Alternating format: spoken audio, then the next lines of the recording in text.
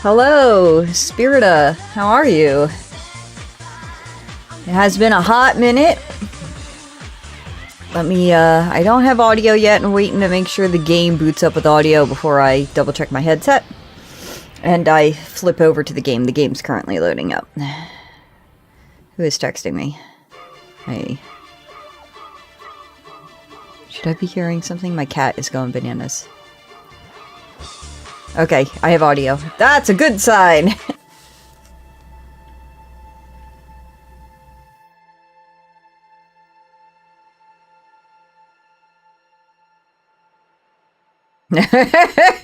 Oh, dear Lord. Oh, so my husband works at a bar, and someone just asked him, do you have a yellow lemon?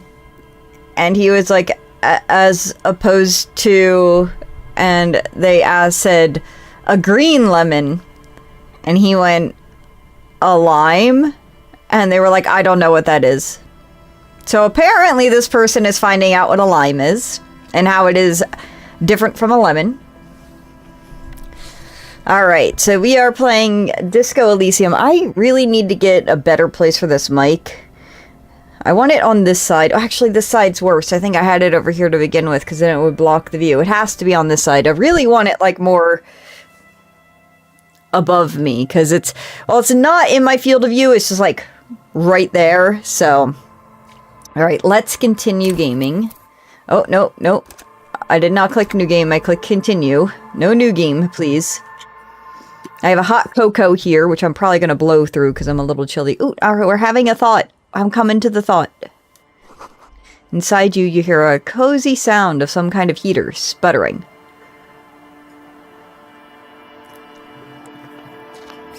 Too bad I already paid my money for the night. Let's go check out our new digs. The door has seen better days. The layer of paint has started to peel off due to the salt and wind from the sea. Even the lock looks slightly rusted. Unlock I'll wait it. outside to give you some time and privacy to check out your new living arrangement. But just so you know, after we are done with the day, I'll still be staying in the whirling in rags for the night. We'll meet in front of the shack in the morning. The key turns with a satisfying click. Okay. I can check out my digs. Let's see. Oh, we get a new jacket. Let's check out our new coat. What does it give us stats-wise? +1 logic. This, our police one gives us +1 spirit decors. Oh, yeah, that's the jacket I'm going for. Yeah, see, his shoes are green. Okay, I guess his pants are indeed yellow. They don't really look yellow, but... Alright, where's our normal pants? There we go. I guess that necktie is floral. Alright. Let's look out the window. We see waves, sea, and a church. Old science fiction magazines, books about birdwatching, and almanac from 39. There we go. Let's have a thought. The floorboards creak under our step. Intricate heat engine hums quietly, giving out pleasant warmth. Using a thermodynamic expander condenser cycle. Nice. Anything else we can touch? This... whatever this is. On the table, you see a bowl of water, a rough soap, and next to it, a small hand mirror. A straight razor soaks inside the wash basin. Is shaving the right call? The water reflects back a vague image of your face. Nose bulbous and red. Hair unkempt. Wrinkles lining the eyes and forehead. The stash is gigantic. A fresh start looms ahead. Clean yourself up in the ball and you. Yeah, let's see if I can actually roll. Every time I've rolled for a 72% last stream, we failed, so... Like an artist with a brush or a master swordsman, you use the small mirror and the straight razor with some soap to remove all that unkempt hair from below the nose line. The sharp blade... I was wondering if our picture was going to change. It did. Underneath the beard feels tender. The air brushing against it, chilly. They feel so smooth, surprisingly so. A feeling of freshness overcomes you, as if you just came from a cold bath. You know, I don't think this is the right choice. Hopefully it'll grow back. Was shaving the right The call? water reflects back a vague image of your clean-shaven face. Despite the bulbous nose, unkempt hair, and persistent swelling, you look a little younger, maybe. Yeah, that's usually what Almost happens. Look like a professional. Well, I guess we'll find out in a minute. Oh god, I got nowhere to put this. And there's a mirror here, I think. An old mirror hangs on the wall. You see your reflection in it. The expression fixed to your clean-shaven face. Oof. You're still not accustomed to it. Attempt to stop the expression from happening. Yeah, it's not gonna happen. I do kind of wish I left the mustache and all that, because I do love mustaches, but I was just curious if our portrait was going to change or not. I wonder what Kim's going to say about it. Yes? So, I shaved. Yes. I don't know what to say. Perhaps, I knew it. I shouldn't shave. I knew it and I still did it. What an idiot. What is it? You can tell me, Kim. I'm not really sure about this turn of events. I think the mutton chops might have been a better idea. They sort of seem to cover up some of the... Either way, good on you. Alright, well, hopefully it'll grow back. If not, I'm sad. I just shaved all that off. Alright, caps on for perma run. Street sign is illegible below the graffito. I guess we can talk to the children. The scruffy-haired little boy kicks a stone. He can't be more than 5 years old. The other one looks indistinguishable from him. He watches his brother kick the stone with his tongue lolling out of his mouth. Must be Lillian's kid, twins. This one doesn't say anything, kicking the concrete with his worn-out sneaker. Lily's our mum. I already said that. The stone kicker laughs suddenly. His head is too large for his shoulders. Hey, Hammer Bearer. Yeah, this is my first time playing it, so this is interesting. I've been told there's, depending on how you start the game, there's a lot of different ways that the story could play out. The other one laughs as well. Wow, so intellectually stimulating. Children are stupid. I'm not going to tell you that directly to the kids. You guys look identical because they are, The but... stone-kicking one becomes frantic all of a sudden, as if that's something to be scared of. He looks just like me. Yeah, I said that. The boy doesn't answer. His brother throws another rock. Both the rock kicker was just being shy, but now he's enthusiastic again. You're bad with kids. Yeah, no shit. And what are you, Kid Master General? Maybe I am. Oh, Now, how about some actual police work? We are not getting anything here. alright. Let's go take a look at this. Hard to see the details. The colors, all warm and welcoming, are cozy enough. A flower trough where nothing really grows. Maybe in this ring. This is... I thought the woman's house. There's a child here. Hello. A little girl, I guess. Hello, mister. Oh, she looks cute. She got a bowl cut in this, though. A young girl, barely 4 or 5 years old, sits on the sofa. She is looking at you with a frank curiosity. I mean, I guess nobody fucking comes by, so... Touches a small stuffed animal. Occasionally, she twirls it around. Are you Lillian's daughter? Yes, I am. Little Lily. You know my mom? Yeah, we met earlier. That's nice. My mom is great. She's never angry or anything. Are the twins outside your brothers? Yes. They don't want to play with me. They're older and play outside. They look the same. Sometimes I can't tell them apart. They look identical, right? I said the same thing. They look identical.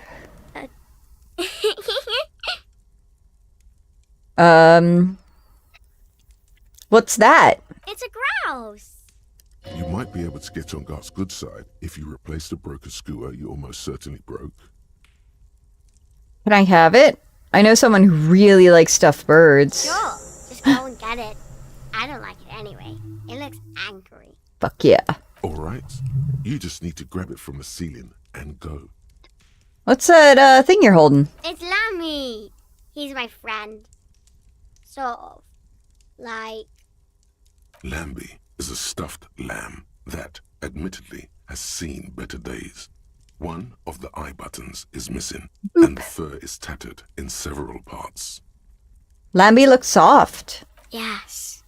Very soft. I'm gonna press my nowly shaved soft cheek against Lambie. Isn't he soft? If I had weak ass morale and like I regained health from shaving, I just regained like morale from Lambie, but I went down. I've been like spamming my heals. Alright. Bye-bye. Bye! Here's the fireplace. Let's take a look at that.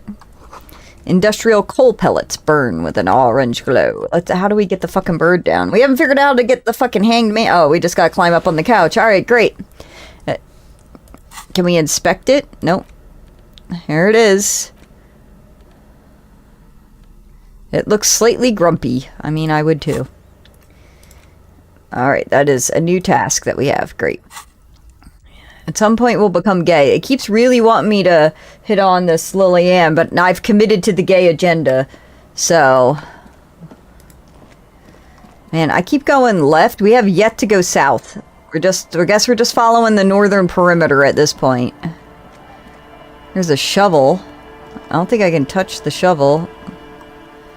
Is the car up here still? I can't touch that. Oh, you can look. Oh, dang, we're going far left. Alright, alright. Looking back at you from the rust-colored water. Me.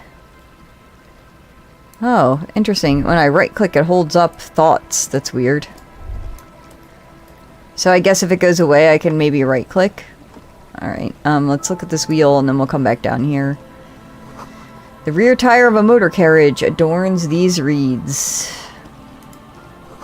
Rust-eaten letters reads Mazut. Quick travel, unlocked church. I have quick travel, but I don't know how to quick travel. A kick drum pulse. The music is coming from somewhere on the ice. How do I quick travel? I do now have a map. I will give you that. Where the fuck's the map? How do I quick travel? I am here. Oh, here we go. So we can travel to these ones, I guess? Oh, nice. When did quick travel unlock? Let's give the fucking goose to the bartender.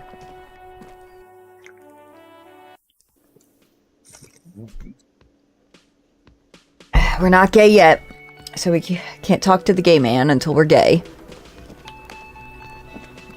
Hey, I got you a goose. Can I help you? Gart, I found a new bird for the whirling. Is this thing? It's no biggie. I just thought it would look nice on the wall. I'm that kind of cop. What, the interior decorating kind? You know, I'm sorry. This is actually a nice bird. A competent piece of taxidermy. I can fix it to the plaque and have a new bird in the establishment, I guess. So, I don't know. Thank you. I'm gonna go with thank you. I feel good about our work here today. It's all about the little things, like bringing people random stuffed animals. It's not actually about that, but he liked it.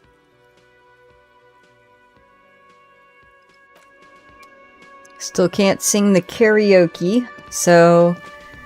oops, tab. There we go. Let's fast travel again then. Let's go back. Oh. Why can't I fast travel? I can't fast travel now? Only previously? Damaged ledger. Damaged ledger. Where is that? Why can't I? See, that's the thing is... Oh, maybe I have to be outside. I probably have to be outside the building to fast travel. That's probably it.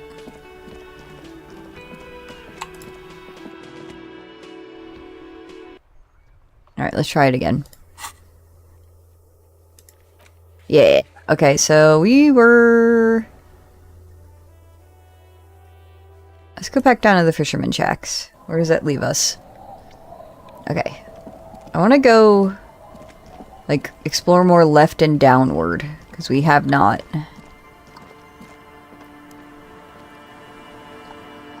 Can I not move? The fuck? I guess that's a no?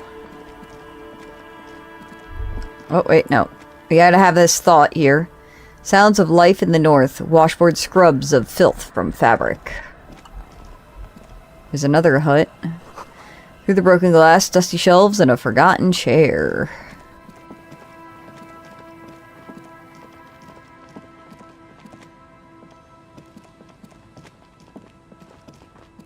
There's a boat.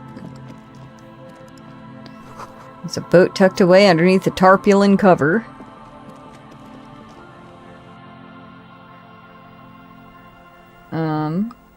Alright, let's take a look at the chair first. You see a dark red chair in the dim light of the room. Cold breeze is enough to make the planks creak. Well, we got a postcard. We can pawn that. And a bow tie, +2 drama. Let's check out our bow tie. So what's our current tie gives us a +1 inland empire. Oh yeah, look at how fucking dapper we look. And these gloves are the fucking icing on the cake, let me tell you.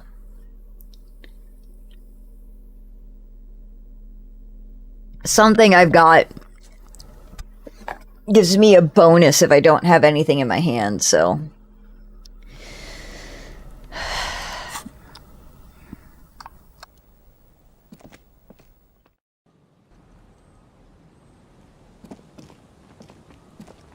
There we go.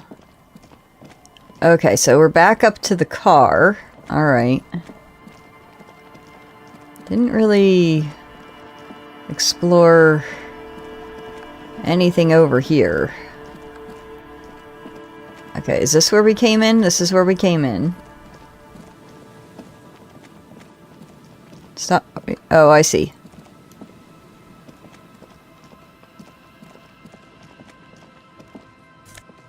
Oh, okay. We'll take some meds.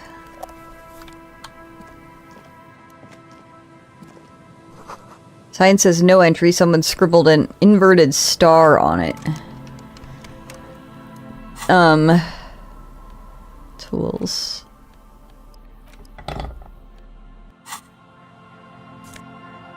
Okay. Ooh, Jamrock Biker Cop Sunnies. Alright, hold on. +1 empathy, -1 logic. Currently we got +1 logic, -1 authority. I'd rather have the... I don't have got good authority to begin with, so it don't fucking matter. But these sunglasses are cooler looking, I'll give you that. But... we're not here for cool. We're here for stats. Alright.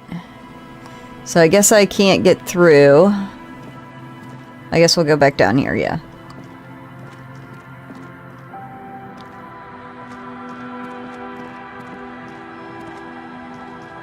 Alright. Fence. Someone has broken down the fence and barbed wire. Damn, someone really wanted to get in. I'm just taking advantage of the situation is all. The swing is missing and no one's been here for a long time. Oh, money, money, money. Give me that. I'm poor. What is that? More money. Fuck yeah. Glory, says the graffito. To the ghosts of us. Another boat, looks like. Someone has left their music collection beneath the tarpaulin. Oh, cool. We got a tape.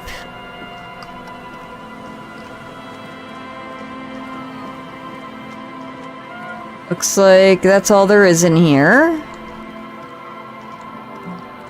Meow meow goes my Sumi cat. There we go.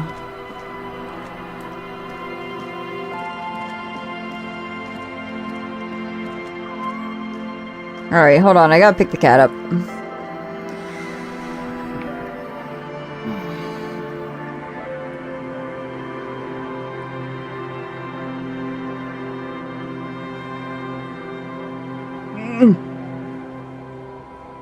She's going to crush my arm with her gargantuan weight soon. Oh, alright.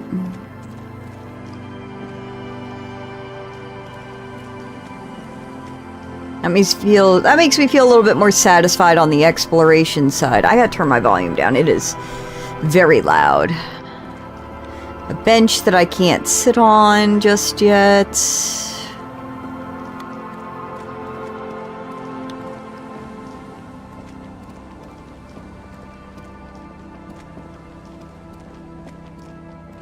More money. Where's my tab? Yeah, that's money on the ground. That is free money. That is my money.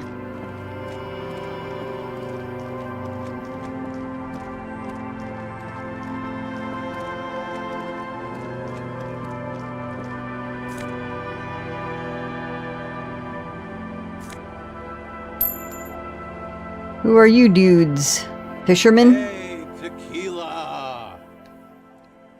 A 30-something man clad in two-piece lycra TM tracksuit puts down his pilsner and extends his hand in greeting. Good to see you. How's business? How's the whole reality situation treating you? So what's happening? Wait, tequila? Yeah, Tequila Sunset. How are the, high-concept, reality-based adventures proceeding? He says it like it's obviously your name. Like you call someone Billy Brunel or leader of the 4th Street gang. Heh, not too hot. I'm on a 50-year losing streak. Reality, it makes me aggressively sad. Don't know. People tell me I'm a cop, and I'm getting used to it. I have re-entered reality to conquer it, to bend it to my will, and I am the law. I'm gonna say not too hot. I'm on a 50-year losing streak. That's harsh. I'm like 3 or maybe 4 years into mine. Wait, no. Make it 5. Oof. Things aren't going super well for Idiot Doom Spiral either. Haven't found those keys yet, haven't won that great piece of ass back. No word from my business buddies. Idiot Doom Spiral, huh? Ow. This is going Ow. to be a good, high-concept conversation. At last. Alright. You've had your time. Get down. Her little claws dig straight into my fucking leg. Christ.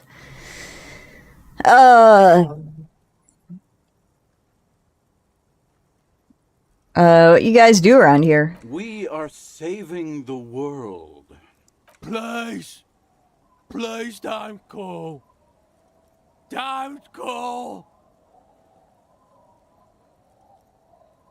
Okay, we're drinking. We're drinking alcohol. That's what we're doing. I tried to save the world once, a long time ago, with enterprise, creativity, and willpower. But that didn't work out. So now, it's a pirate's life for me. What is a tequila sunset? You keep saying it. It's you. Your Tequila Sunset. How do you know this? We've met before. Don't you remember? No, you sure don't. No. Aha. Do you want to know how Tequila Sunset came to be? Go ahead. Mm-hmm. Let me take a sip to moisten up my cords.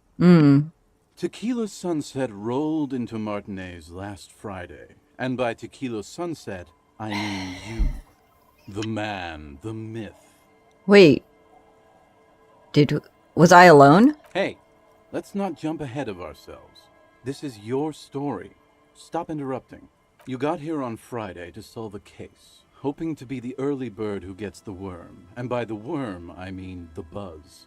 Because as far as I know, all you did was get piss drunk. Word on the street is you went around the local hostel telling people that you're a police officer, and that it would be really fucked up if you shot yourself in the head, right in front of them. That's pretty high concept, if you ask me. It is. The lieutenant's brow is furrowed. He's listening as casually as he can. What happened then? It was a late Saturday night when we, the Union of Moribund Alcoholics, were getting our drink on. Nothing remarkable about this. We get our drink on 24/7. Makes everything warm and glowy. I trust you know the feeling. One moment we hear the sound of a motor carriage revving up somewhere on the plaza, followed by a series of dings and bangs. Do you remember the sound of wood cracking? The billboard? Naturally, loud noises pique the interest of anybody owning a pair of ears. That's just the reality we're in. Naturally. Anyway, there was a brief silence. A gasp of silence, if you will, followed by a real commotion. We heard the carriage careening towards the coast at top speed. Sounded like someone jumped the canal. We grabbed our brewskis and rushed to the jetty. Never underestimate the speed of an alcoholic. What we saw was a sight to behold. A beat-up police carriage containing you. Right there on the beach. You revved the engine and screamed at the top of your lungs. The time hath come! So, naturally, being the curious cat I am, I asked what time hath come. To which you replied, the time hath come for tequila sunset, the end of all things! Oh god, what happened next? Your reality contracted. You jammed the pedal, plowed right off the jetty, and through the ice. We ran towards the ice, whilst you crawled your way out, miraculously unhurt, covered in seaweed and shit, like some kind of sea monster. When we finally got there, you were sitting on the beach crying. You said that your badge and uniform were in the car. It was too late to get in there, though. The carriage had sunk too deep. Recognizing a brother in need, we offered our condolences and invited you to party with us, which you naturally agreed to. We asked about the whole tequila sunset thing, and you told us it was your name now and insisted that we all call you that from then on. Hey, I am Cheetle.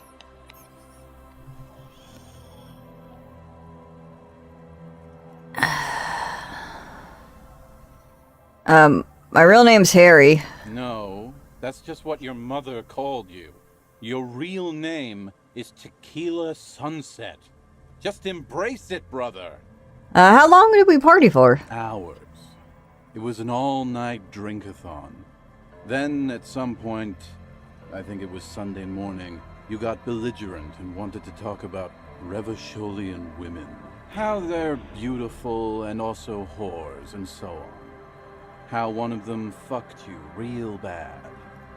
After a short while, you crossed the event horizon, looked sullen, got up, and left without saying anything. Wow, that's quite a story. Yeah, I bet Tequila's a fucking legend around the precinct. You must be proud to work with him. If you only knew. Did I tell you anything specific about this person that fucked me? You were pretty vague about it, but you kept saying you got fucked real hard, and that we've all been fucked too. No one's fucked me. I do the fucking around here. Abigail! It seemed pretty painful, to be honest with you. If I had to guess, I'd say you're still working through some shit. Yeah, probably. Did I mention losing anything else? Beside your gun and your badge? You said something about your hope or heart or something. To be honest, the details are a little hazy. In retrospect, I guess you lost your motor carriage too? That's a big one. Did I say anything about my colleagues? You told us that they were a bunch of fucking losers whose main interest was cramping your style. No specifics, though. It was more about you that night. You were the star of the show. Did I say anything about the case? Yeah, you said it was no biggie and that you'd solve it in no time. And that you didn't need anyone to do it. You're doing it solo now. A lot of cops go solo and hermit once they reach that level of alcoholism. Did we talk about, the politics?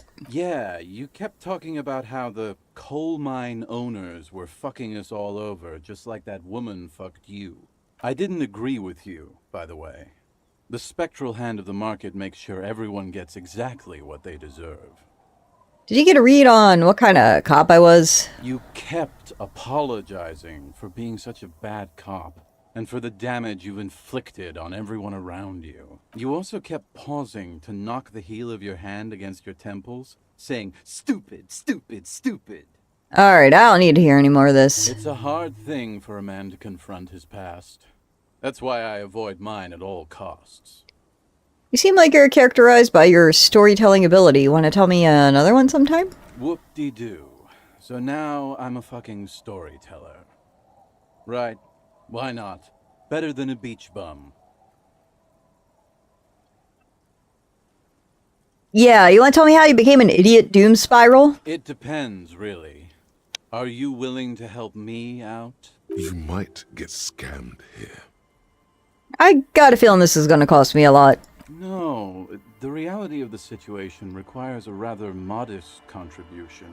A little motivational package. What do you need? Booze. Did you already forget our party?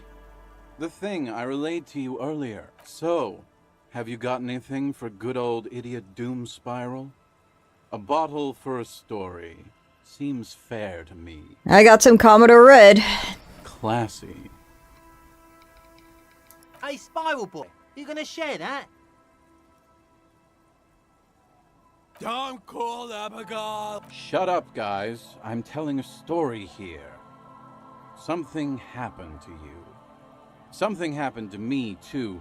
My actual name is George. But around here, you already know.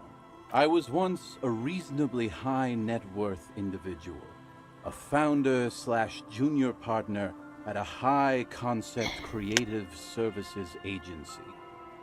When my story begins, I had just landed a major contract with an insurance firm. Oh, let's kick it back.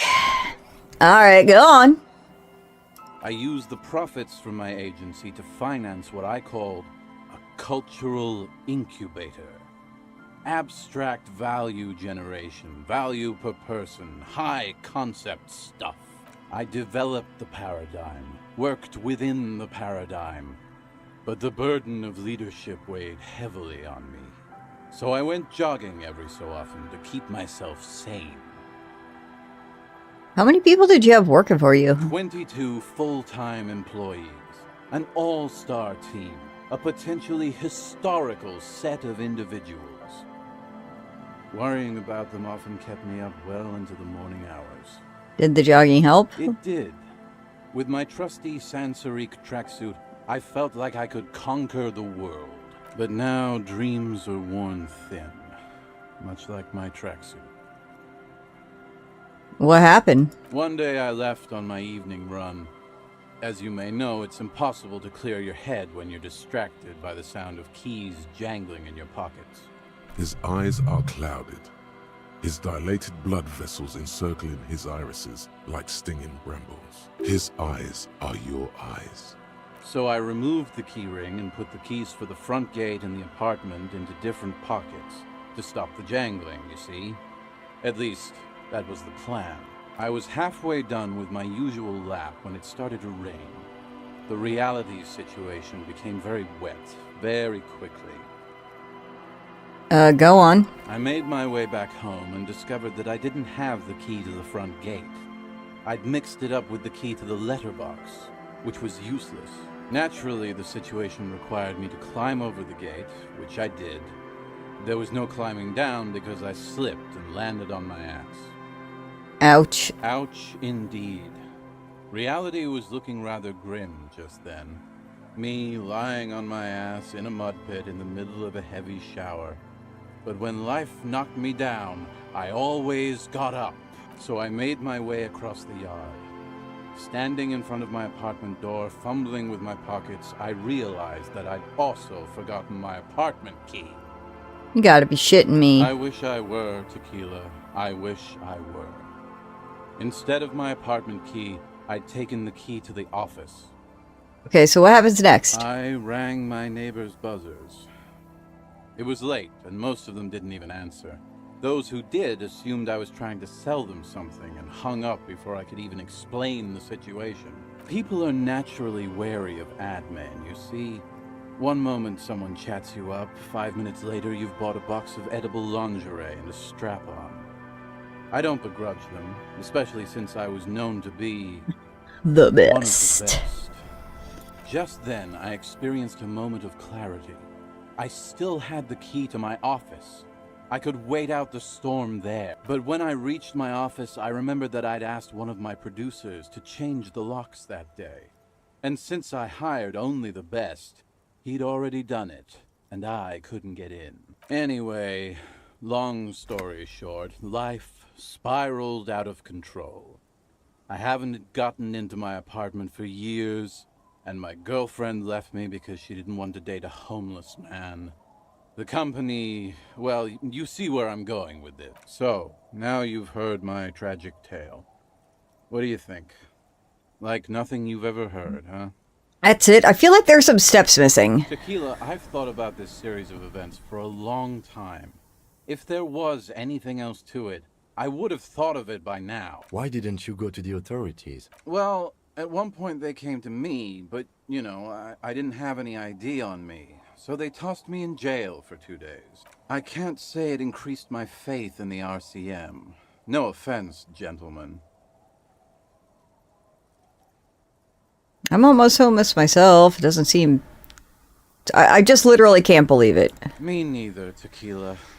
When I lost my keys, I lost more than access to my apartment. I also lost my leverage over humanity. I wasn't a high-concept creative director anymore. I was just some homeless asshole with a premium Sansorique Lycra tracksuit. You can't imagine what that does to a man's confidence. Anyway, that was all the story one bottle gets you. Almost empty, this one. Why do you keep losing all your stuff? Good fucking question, Tequila. If I knew the answer, you think I'd be hanging out on a beach in this formerly premium but now extremely dirty two-piece Lycra tracksuit? I used to own my reality situation. My business buddies and I had our own creative services agency. I had a nice apartment, an even nicer piece of ass. But somehow it all got away from me. Now I can't hang on to anything. Just last week I stole this nice new jacket, but then I lost it too. The only things I haven't lost... Restless Legs is killing me. It's so early for it to be kicking in. Alright.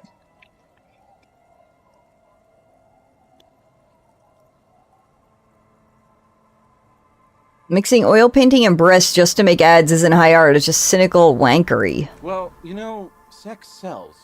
That's the first rule of advertising.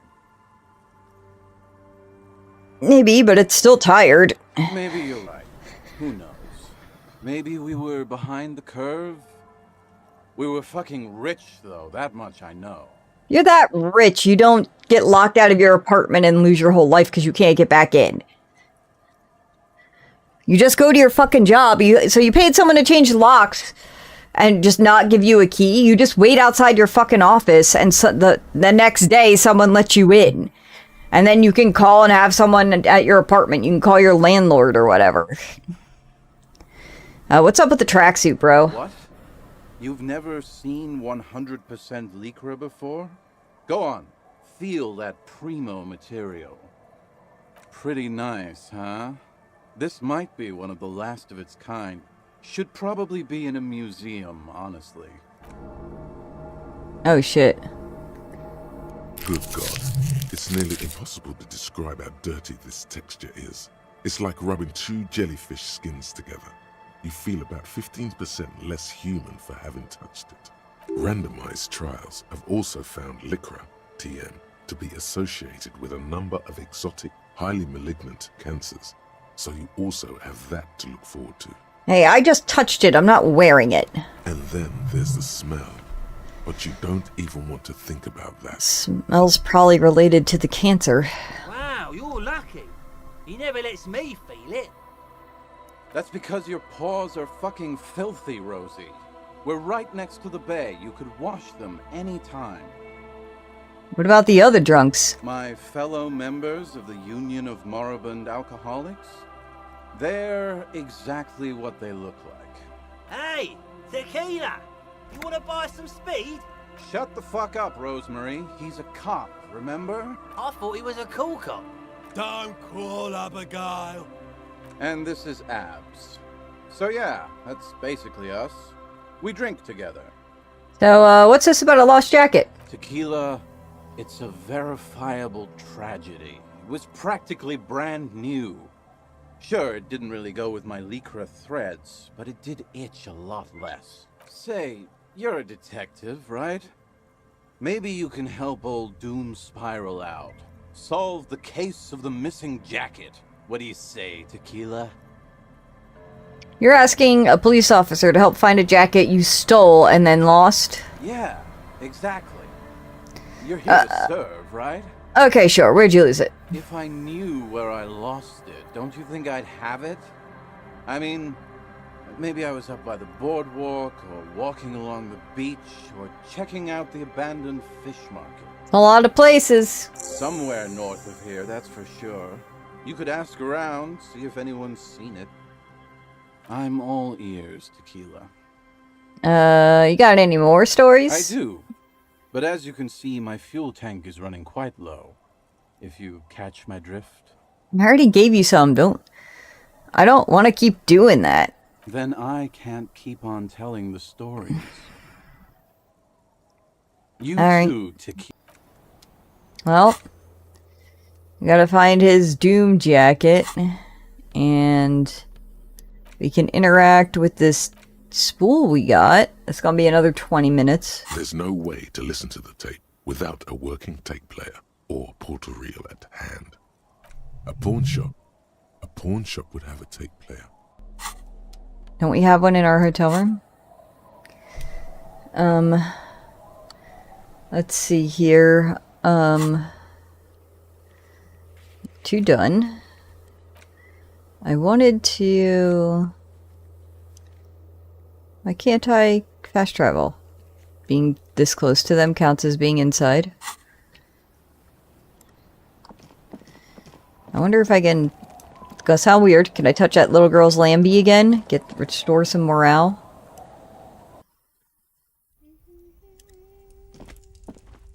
Hello, mister.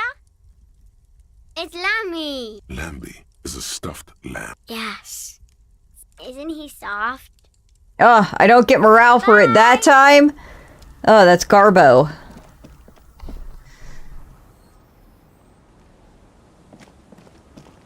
Alright.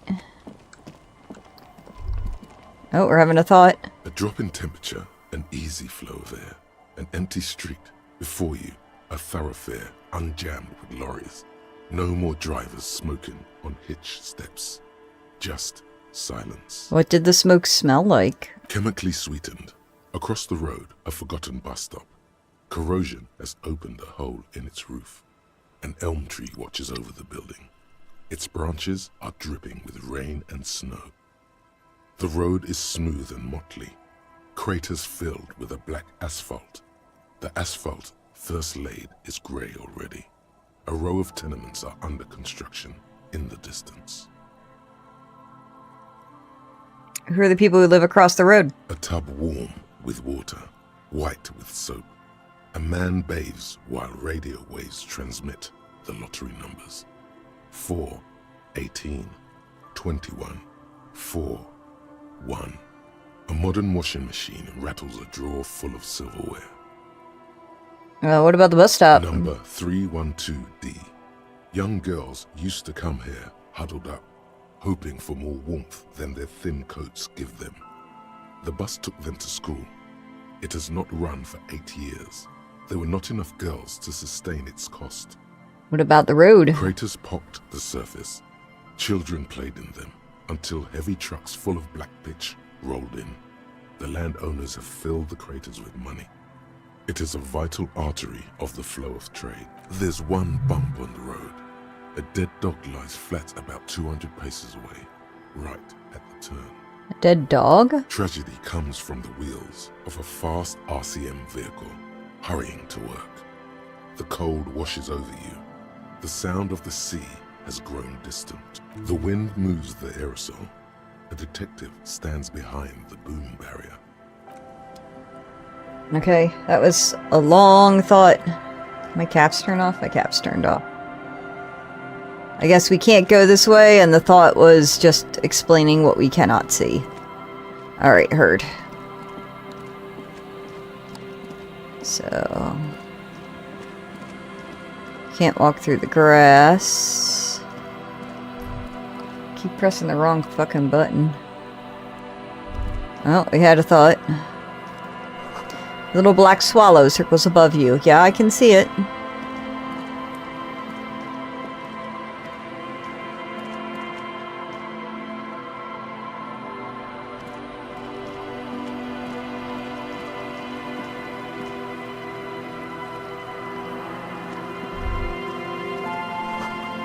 Water runs from the west. The source is upstream. A broken pipe.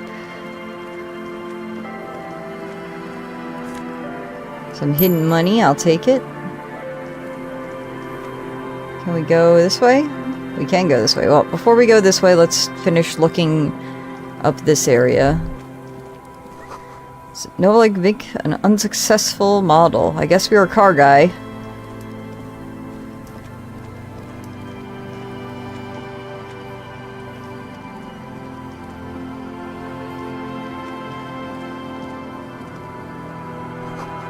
A dead phone, smashed receiver. Looks like someone hung up too hard. Someone must have worked hard to smash the plastic dome. A metal payphone under a yellow plastic dome. You could use it to call. You hear the tone. The machine is inoperable. Let's dial a random number. Calling. Still calling. End of tone. Someone picks up. Pierre, is that you, Pierre? Say you're not Pierre. That seems like a better idea. You don't know why. No, this is not Pierre. Do you have any news about Pierre? No.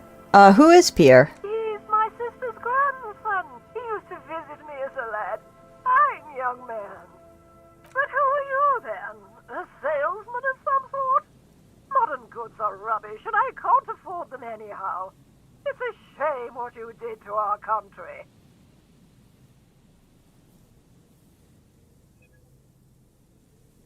I don't know who I am, but who are you? I was a baroness. Pause. There is silence on the other end. You won't get me, and you won't get my money. Phone. Hang. Disconnect. Tone. We could do this all day. Calling. I took my jacket off because it was hot, and now I'm cold. It's probably just the wrong jacket. Sumi, I love you, but you keep clawing my fucking thighs. Still calling. Someone with a masculine voice picks up. Hello, Gerard speaking. Hello, Gerard. Technically speaking, you're electricity. No, what you are is a surprise. Get his wife on the phone.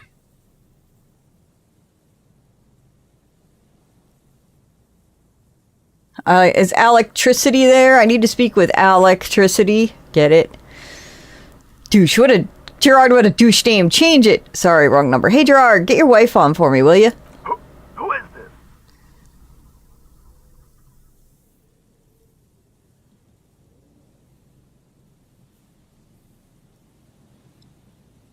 It doesn't matter. I don't... Put her on. I don't like waiting. Who the fuck do you think you are talking to me like that?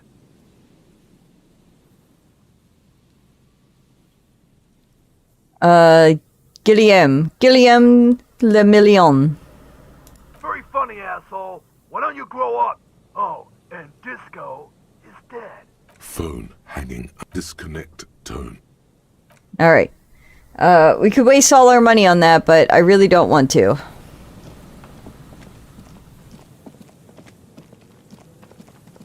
A hat. Oh, a jacket. Someone has left an unidentifiable article of clothing on. It's streaked with dried seagull shit and tangled with pieces of seaweed. A dangling arm suggests that there might be a jacket beneath the crust of filth. It seems likely that it was left in the surf until someone laid it out on this fence to dry out. Unfortunately, that just seems to have stiffened it. into a shapeless mass. Please tell me you're not taking that with you. I think this is the jacket the idiot Doom Spiral guy wanted to find. I'm sure he'll be thrilled to have it returned. Oh, did we? Okay, well, I guess we could touch it. I really don't want to. Oh yeah, fuck yeah, money.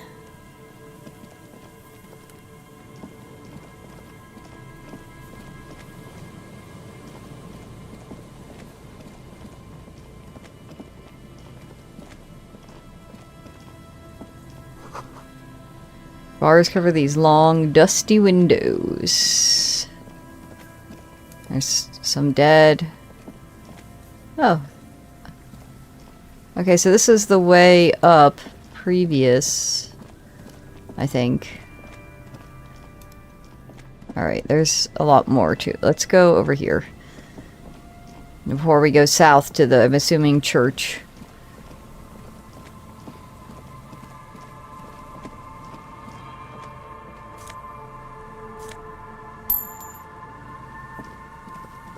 You see a once bright mural towering above you. The signage has peeled off over the years, but you can still make out Feld Electrical R&D. A slogan used to intertwine with the loops a long time ago. Now, only a shadow of peeled letters remains. It says, "Tomorrow is just a whisper away." Looks like tomorrow never came.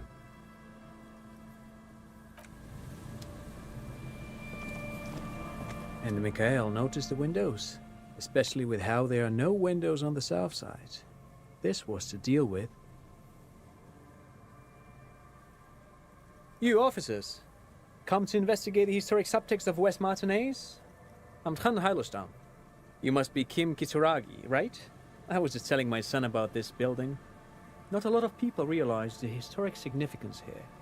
Very rich in hypertext. Nice to meet you. You and Kim, hold on, hypertext? Yes, hypertext. Young Carp and the collection of cultural hyperlinks. Wait, what was that about the windows before? Oh yes, so Mikhail. They had to deal with monitor glare, especially in the summer. They still had vector monitors back then. That was 49 years ago. So they didn't have windows on the south wall. You and Kim know each other? No, I can't say that we've met before, but I've heard of Kim, of course. Mikhail, say hi to the officers. Mikhail's a little tired today. We spent all night trying to run Orbis on his radio computer. Have you heard of it? It's a programming language used in Grad. Quite tricky, but he wanted to play this Grad-made adventure program. We've been getting really into Worms lately. The man speaks in the artificial cadence of a professor, or someone who's been on too many radio shows. But I assume you're not here for giant worms when there are so many real things to see. Just as I was telling Mikhail before, this is where the Coalition landed in 08. We could be standing on what is the most interesting landmark in Revachol West. Well, get a load of this guy. He really enjoys his trivia. Panic at the Orbis disco. programming language was named after its inventor, Victor Orbis, a cybernetician from Grad. They run Vox in the Occidental countries. What's so fascinating about an empty old building? Aha! But it's not just any empty old building. What not a lot of people know is, this used to be the R&D department of Feld Electrical. And Feld, which now sells ink cartridges mostly, was once a top dog in the turn-of-the-century cybernetics boom. It looks old and weathered, with seagulls picking apart its stone and metal carcass. Bushy undergrowth has taken hold of the collapsed rooftop.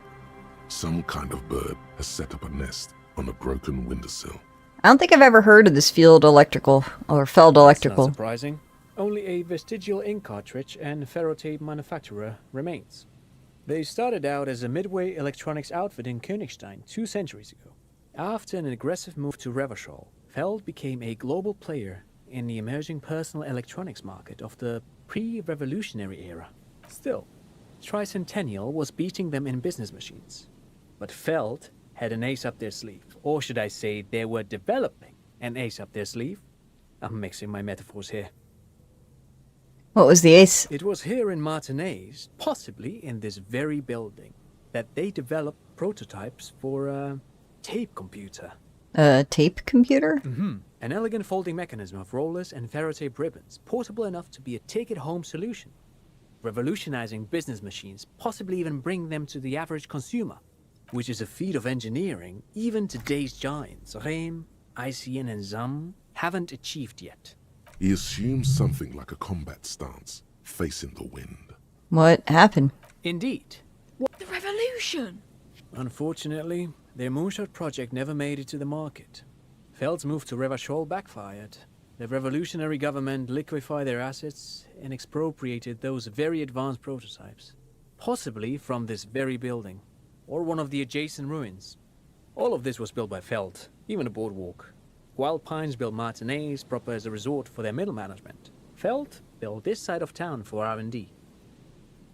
You're saying that Feld Electrical built the boardwalk? Yes, they even built a pleasure wheel, but that got destroyed in the war. A pleasure wheel? Yes, to lure in their star engineers. This part of Martinez was nothing but reeds before Feld arrived. They had to make the prospect of living here attractive. It was supposed to become a global center for innovation in cybernetics. But history had other plans.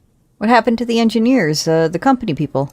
Oh, I'm afraid it didn't end well for the boys. But this story is a bit too dark for little Mikhail here. Now, if you were to ask about tape computers... He means that the boys got shot by the communists. The boys were bourgeois. He means they all got shot in the head because they were bourgeoisie. Now, do you know what the bourgeoisie is? Yeah, let's just tell this child something. Tape computers, right. Tape computers.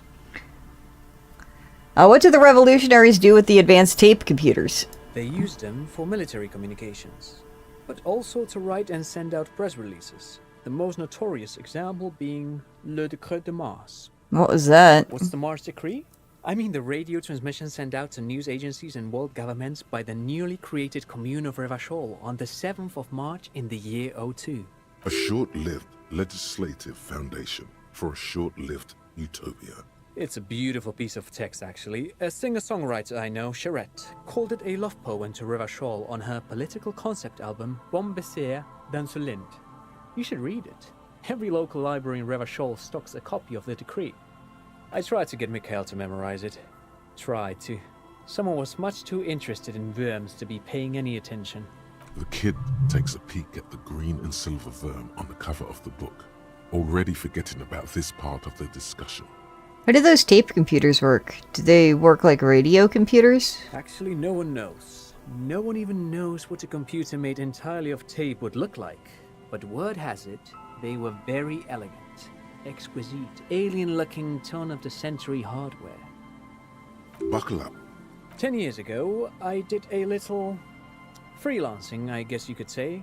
I was a special consultant for an exhibition at the Wompty Dumpty Dum Center in Vredefort, Oranje. It raised the same questions, and we had lengthy discussions with Paul Ockerman, who was head curator at the time. This was before the twins Keith and Guy Juice joined the team, trying to... Wait, did he just say Wumpty Dumpty Dum Center? He did it. He said Wumpty Dumpty Dum Center, like it's the most natural thing in the world. What the hell is a Wumpty Dumpty Dum Center? And who the hell are Keith and Guy Juiced? Okay. The Wompty Dumpty Dom Center. Paul Ackerman, Keith and Guy Juiced. What the hell are you talking about? The Wompty Dumpty Dum Center for Contemporary Arts. The exhibition itself drew on Lagerman's notion of memory, and so there were some parallels. That's why the head curator, Paul Ackerman, chose to...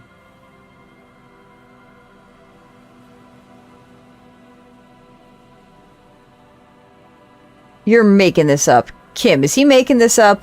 In fact, I'm not. The Wompty Dumpty Dum Center is a place you can visit if you're ever in Vredefort and are ever in the market for an exhibition space / contemporary art research center. But perhaps I should return to the tape computers. As I was saying, the device itself was very elegant, fragile even. One could write directly on the tape using a special chemical solution. The machine would then analyze the handwriting perform operations, and project output onto a white screen. It was a beautiful, delicate thing. Hey, Von Mew. This game is very text and novel heavy, so if you're not into listening to cool story, you might get a little bored. Made of black film and folding tape structures. Cool. Very, very cool. Though I understand the socio-economic causes of the revolution, it pains me to imagine the revolutionaries setting fire to this precious device. But so they did. The felt playback experiment vanished into the fires of '07. Okay, I think I've heard of Endless Sky. This is like a D&D system with like stats, and when you have to roll against your stats, and then you also have skills here. We're currently taking 24 hours to become part of the homosexual underground because I decided we should be gay. But then obviously it's a lot of talking to quote-unquote NPCs. And, yeah, so that's where we're at. Wait, the field playback, experiment? Yes, the official name of the prototype. Some sources report it as the Felt Playback Experience, but those are incorrect. I mean, I'll look into it. I'm not a big cozy gamer, to be honest. Why did the revolutionaries destroy it? Who knows? Maybe it was an accident, or maybe they didn't want the technology to end up in the wrong hands. Either way, they're all gone now. All 3 versions of the prototype. Nothing but debris and ashes remain inside that building. Okay. But of course, what else? You look like someone who has money. Do you have any money? That's probably not good for me to ask. Great, thanks for all the interesting information. Thanks to you for having me and little Mikael here to pick your brain. Pick your brain? If anything, this was rather one-sided. He did the talking. Whatever. Alright, let's go look at this. Another power box. It charges nothing now.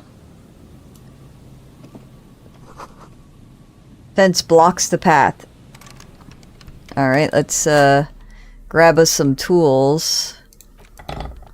Maybe one of these will get us in. Oh, there's some money in this one. And some health in this one. Awesome. I get bonuses if my hands are empty, so I don't often carry the shit in my hands. I'm surprised there hasn't been a single fucking empty bottle. Like, there's for me to pick up. Oh, we're having a thought. The remaining windows rattle from a strong gust of wind. They're covered in a thick layer of grime. They must have been like this for 40 years. Gonna look inside. Dripping water falls from a high place. All you can see is the shadow of a collapsing staircase. There's rust and corrosion on the bars. They're foaming with it. And a small layer of white salt from the sea. Lieutenant, can you make out what's inside? No. I won't even try. You know, I had a partner once. They called him Eyes, because he had to show me things. It's that bad. Can you still shoot, though? Well enough, actually. It's odd how that works. I'm no sharpshooter, but I pass my shooting courses 7 out of 10. Okay. Let's go back up the way we came to finish looking at shit we haven't gotten to yet. I'm still sure there are parts of this fucking map that, I've missed. A coin-operated weighing machine hasn't been used for a decade. Oh, we got Mega Binos prescription lenses. Vagrants have recently painted the tarp red. Water drips from it. I guess I could sell some of these clothes I have no intentions on using. Why am I walking so slow? A makeshift roof vagrants have tried to make the boardwalk habitable. That tarp will keep out neither the rain, nor snow, nor wind. Here's our new glasses. They look like Coke bottles. I don't want to lose the perception, though.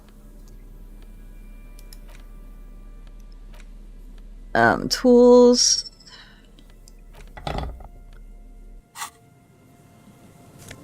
Oh, we got another postcard. We can pawn that for money. Got 2 new postcards to pawn for money. Let's... Can I go this way? I guess I cannot go this way. Alright. I thought there was more to explore up here, but I guess maybe not. Okay, I can go this way, just did not want to let me.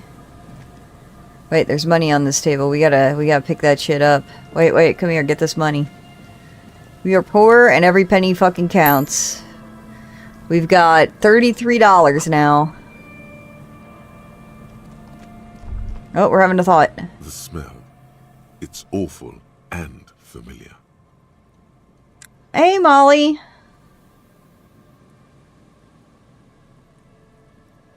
Oh, yeah. No, man. This game, if you are not, like, in it, like, you're like, oh, let's look at this book. 30 minutes later, it's like, bro, I get you're trying to be fucking poetic with all the fucking flavor text, but I am dying over here. I am dying. When it gets to the end of the stream and you just want to look at something, it's just like, I had a thought. And like sometimes it's just like the sea air smells crisp but also sad, and you're like, okay. And then sometimes it's this, it's like, okay, we're having a 20-minute thought. Hold on, that is awful. Wait, no, is it just the rotting fish? Don't be naive. Oh no. Don't you recognize it? That hideous pungency. That faintly cloying sweetness. Only death smells like that. Something cold wakes in the pit of your stomach. Fear. Yeah, no, this is not... Like, I love really long RPGs and stuff like that, and especially games like this where, like, it's like DND and you have to, like, put stuff into stats, which also, by the way, I obviously bought into the gay agenda. We're becoming homosexual. So, I really like how, like, depending on your stats affects the game. So I'm into this, but, like... Because, like, when you get to this part of the game, they're like, hit on Lillian, and I'm like, nah, man. Nah, I got that sweet gay boy waiting for me back at the inn. I'm not fucking this up. I mean, yeah, we could be bi, I guess, but nah. I'm saving myself for that man. I did shave off my mustache, which in retrospect was a bad idea. So, guess I gotta wait and hope it grows back.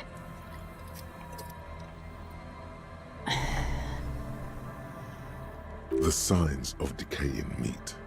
It announces itself from 24 meters away. A warning. A memento mori. Heads up, Lieutenant. Something's not right here. Yeah, so... there was a guy up on the apartments behind the hanging corpse, and you had to go and meet him. When you meet him, he tells you want to talk to my Sunday friend. The next day, he is in the lobby of the bar, and if you talk to him, like, the stats that I have, it was, like, you can see how, like, it says, like, medium success, like, easy roll. One of my rolls said, hey, this guy might be a homosexual, which unlocked the dialogue option, where it's like, are you part of the homosexual agenda, or something along those lines, which... Then, about like 6 times I could say, no, never mind. But if I kept pressing yes, it unlocked the ability to research that. And, you know, I don't know if you know, but when you do the researching, a lot of times these things are like 4 hours or 3 hours. This one's 24 hours. So it's a long ass time. Like, you gotta be really sure that you want to be gay. Hey, TK. Oh, you got in a fight with him. Well, I guess it also depends on which character you picked, because I picked the full intelligence, because I'm really bad with combat and stuff, so I always am, like, try to avoid picking fights with people or anything, so I picked the full, like, logic side. You can see, like, physique has 2, psyche has 1, my intellect and my motorics are pretty high, so, like, fighting with people ain't me. Also, having, you know, grown up with 2 alcoholics, my man, I am pushing him to be sober.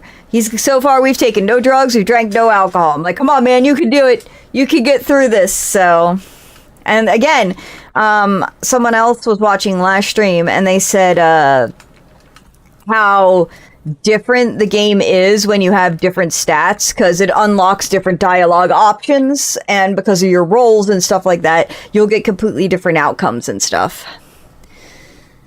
The lieutenant has already brought a handkerchief to his nose. We got another thought. Careful there, these floorboards are rotten and look weak. Yeah, there's a corpse right there. Oh god. We can throw up in this trash can. Some tear, an empty cigarette package, and a crumpled kebab wrapper in the trash bin. What's tear? I don't know what tear is. 2 empty bottles of Tallulah vodka and a can of black potent porter. Is Oh, only alcohol. 5. No, there's more in there. Livis strawberry liquor, plus some Pilsner bottles too. Better not pick them up. They seem unhygienic. A tragedy. Whoever tossed it here was a heavy smoker. The brand name reads Red Astra. Red Astra is the black market version of Astra cigarettes, known for their high tar content. You see traces of mayonnaise and ketchup on it, as well as a tomato wedge. The wrapper reads Shish Kebab Revachol. It's no older than a day or two. No mold yet. Oh, also, if anybody is watching on Twitch, by the way, this game has a plugin where you can look at my character sheet. So if you have any, if you want to look at any of my, you know, where my stats are, you can do that on Twitch. It's hard to concentrate in the smell. The sea air brings some relief. Alright, I guess let's look at the corpse. A man lies on the boardwalk, his limbs bent and neck turned at an unnatural angle. Right next to him is an empty bottle of spirits. In his cramped hand, a chewing gum wrapper. That's cool. I was gonna say on TikTok and on YouTube mobile, the vertical format, you don't see the text on the screen as you would in a wide format as if you were watching on Twitch or on YouTube standard. Now, like I said, on Twitch, there's a plugin where you can actually see my character sheet as well. So depending on what platform you're looking at, determines on like how much you really see. So, especially if you're watching on a vertical format and it looks like there's nothing happening, it's because all the dialogue is off to the right, and I'm trying to read out my response to you so you hear what's going on. Yeah, I have a pretty high perception, I'm pretty sure. Where is it? Yeah, perception's 6 currently for me. But I also, you know, I can't look at it now, but your clothing also adds and detracts from your stats as well. So. The smell is not as bad as a 2-week-old corpse, but it's definitely heading there. Hold on. Lividity is faintly pronounced. Whoever this is has been dead for 2 days. No longer. We need to investigate. Calm now. Carefully. Just another day. Just another dead body. Breathe. He's wearing mud-caked boots, beige trousers, and an old brown leather jacket with a bright blue lining. There are traces of kebab sauce on his chest. The leather jacket suits him well. It must be custom made. You find some sunflower seeds and a rain-soaked library card folded into 2. His jacket feels sodden and heavy under your hand. I did not notice that we are looking at, like, his dead face staring at us until just now. Good. We should take a look at that library card after this is done. The man has fallen through a crack in the boardwalk and hit his head against the metal bench. Coagulated blood covers his black hair.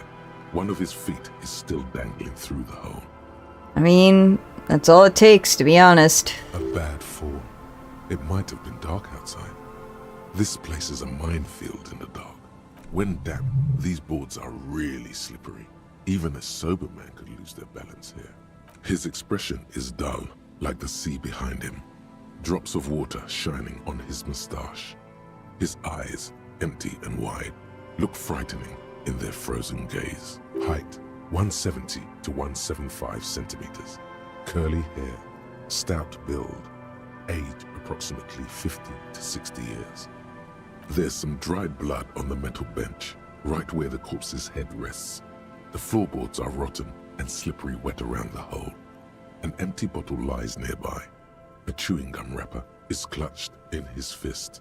Be very, very careful where you step here. Oof. Examine the chewing gum wrapper. Lebowski spearmint chewing gum. Green leaves on the cover. The man's mouth is half agape from the terror of the blackness of death. Stench. You think you see white chewing gum too. Confirmed. Nearly the whole pack is there. Solidified on his lower rear teeth. He ate the whole pack, right? It's to cover the smell of alcohol before going home. The worst thing is, I've seen it before. Almost the same scenario. Even the chewing gum. It's always the same. A .75-liter Tallulah vodka with its cap missing. There's hardly anything left inside. Tear all around us. A dried chunk of blood covers the hair at the back of his head. An open wound. It's sticky and cold to your touch. Why am I touching it?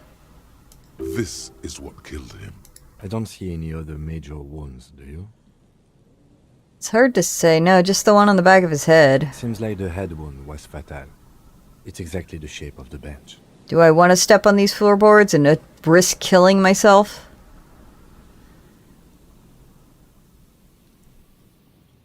They screech under your feet ominously. It's hard to say whether the dead man's weight was the cause of the boardwalk to break. It definitely looks fragile. You see waves churning below. Something cracks beneath your feet. He could have easily disappeared into the sea through that hole, and you would have never found him. The entire boardwalk creaks in the wind as you take a step back. Who is this guy? Looks like one of the locals. He'd have to know this spot to come here. You don't just walk over here. Hey, welcome to Twitch. Oh, by the way, you still need to, let me know when I can drop this off. I don't remember what size I gave you, but this is the size I printed.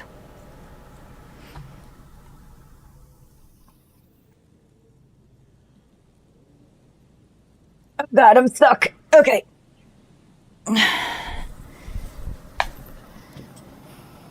But that's just a lazy assumption. What do you think?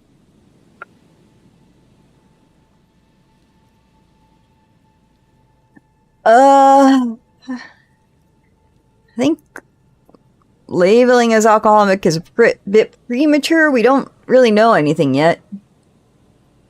We do know that he was married. But you're right. Let's not run ahead. For now, all we know is that he's an unidentified middle-aged man found dead on the Martinez boardwalk. What do you think happened here? Death by misadventure. He slipped and fell through the boardwalk. A truly unfortunate accident. If it wouldn't have been for that bench, he'd be alive. Do you think he was drunk? Oh, yes. What about alcohol poisoning and liver failure? Some symptoms of acute alcohol poisoning could have definitely played a role here. Severe confusion, respiratory depression, unpredictable behavior. But I think that death arrived through head trauma, not liver failure. What about the kebab? What about it? The deceased ate some kebab. It's probably from a nearby place, maybe in the box.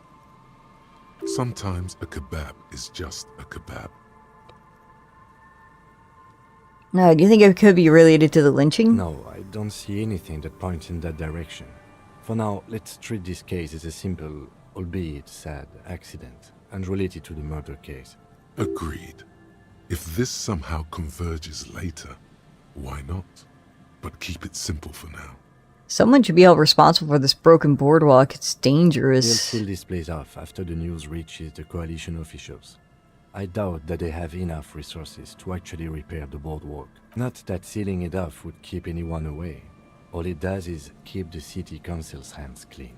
Right. It does seem to be a pretty straightforward misadventure, although there's still a question of identifying the body. What do we do with him? From where I stand, I can see two options. We either take the case and follow the leads to identify the body on our own, Or we report back to the station and leave this for our colleagues to handle. We found him. We should finish this. Alright, we should first examine the library card you found. Then we can call the station from my kinema. Let them know we are taking the case. Alright. Look, we got 2 new cases today. Alright, we're ready for another 20-minute interaction with a library card. The library card is folded into 2 and still slightly wet to the touch. The front side reads, Central Jamrock Public Library Card, issued to Billy Mejean, expires July 53. Billy is a unisex name. Could be the deceased, or his family member. Whoever owns this card is an avid reader. You find a list of books written in blue pencil. Radio thriller. Stand a little less between me and the sun. The last one in the list is The Glinting Curve by M. Theobald. A library stamp indicates that the book has been returned. Most of these titles seem to be in the sci-fi genre. Some thrillers too. If lost, please return the card to the library. Dial 005. Good. We should give them a call from my kinema. See if we can learn anything about Billy Mejean. Good idea. There was plenty of information. Alright, great. We, no? Okay, great. Let's go look at the rail. Oh, it's a watch. Coin operator viewer has been out of order for years. Stop messing with the coin viewer and hold on to something. The wind here is so strong. Alright, well, I guess we could ask the locals, like, hey, did you know there's a corpse over here? Also, like, moonshine probably smells like tasty fermentation. What does? Where am I? I am stuck. Okay. Alright, well, I'm glad I went and explored that direction when I didn't think there was anywhere to go. Do I have to touch this jacket? Or can I just tell the guy his jacket's here? Oh. Okay, gross. As you hold it in your hands, it makes an uncomfortable crunching sound. Man, how did this jacket get so disgusting? It's a sordid, filthy tale, not for the weak. Are you sure you can stomach it? Some secrets are better left uncovered. Don't even try. Don't think about it. Good choice. The less you think about the jacket, the better. If I think about it, it's gonna literally hurt my health. I read a book, and it hurt my health and my morale. It was like, hey, this book's really sad, and it's gonna hurt if you read it. Do you still want to read it? I was like, yeah! And it hurt my morale and my fucking health. I was like, god damn it. I also found out by accident that by pressing cap lock, it turns on the auto run feature. Can you not look at this? Sign reads St. Brune, 1147. Dusty pews in the shadows many seem to be missing. Oh yeah, fuck yeah, change. Altar surrounded in dark, something like that. It's too dark to tell. Money, money, money. I'm poor. Okay. So this is the church. Let's continue walking around the outside before we go inside. I don't think we're gonna find anything else, but I think I was already walking around the outside of this shit beforehand. Oh, cool. I didn't notice the giant steeple. That's what churches have, steeples. How did it go?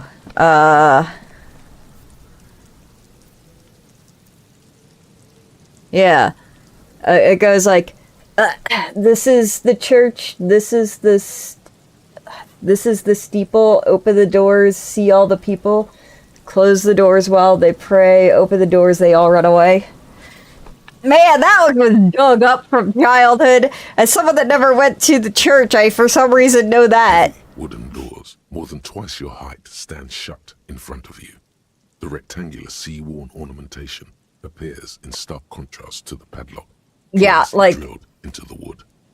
It's like, do you want to watch the news? This is going to hurt you. Yeah, I need to stay abreast of current effects. Then you take damage. It's like, ow. Alright, rattle to the doors to see if they open. Nothing happens. Only the sound of the padlock rattling against the door. Oh, I'm glad that you and I are on the same wavelength, Molly. I don't think that's going to work.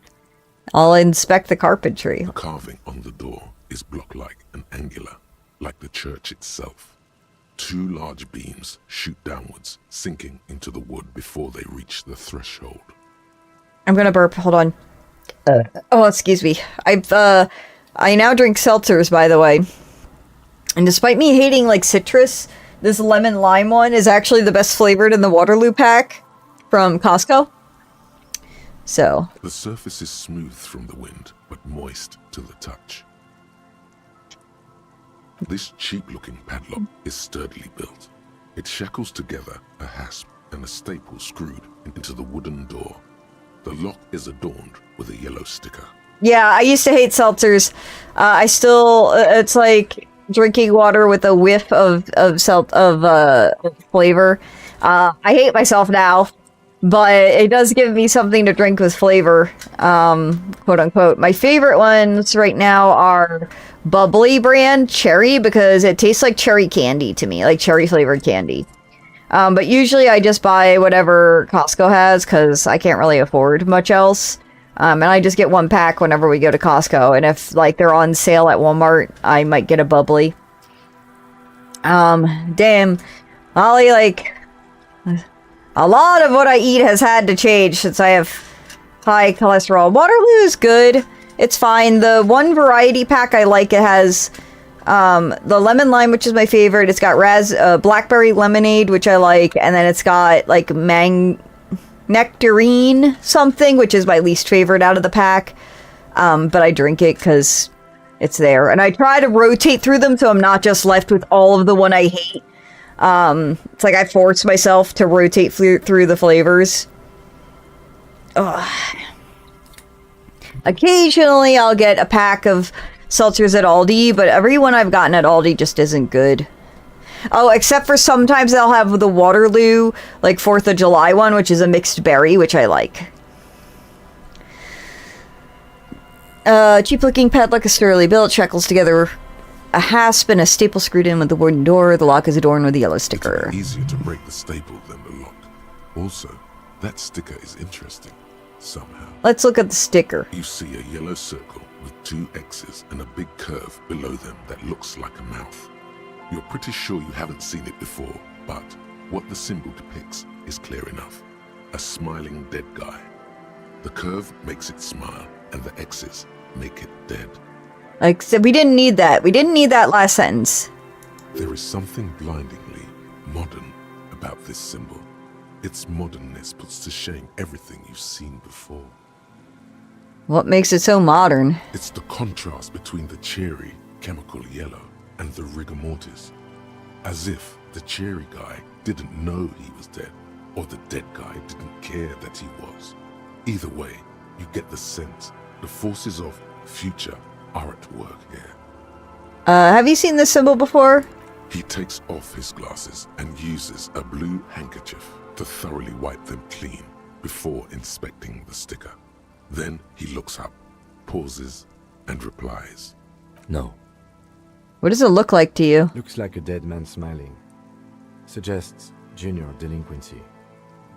Okay, what is junior delinquency? For Revachol ZOC, the moral intern defined junior delinquents as minors between the ages of 10 and 16 who have committed an act in violation of the law. These acts aren't called crimes as they would be for adults. Crimes committed by minors are called delinquent acts. This was part of your officer's exams. What is suggestive of junior delinquency here? I haven't seen that sticker before, and I'm not a youth. I agree, it's very modern, but does the cheery guy not know he's dead, or does the dead guy not care he is? What is the source of the irony here? That level of conceptual thinking is not part of my skill set. Ooh, let's try and peel off the sticker without ripping it. There's nothing like the sound of a sticker unpeeling. Now it's stuck to your thumb.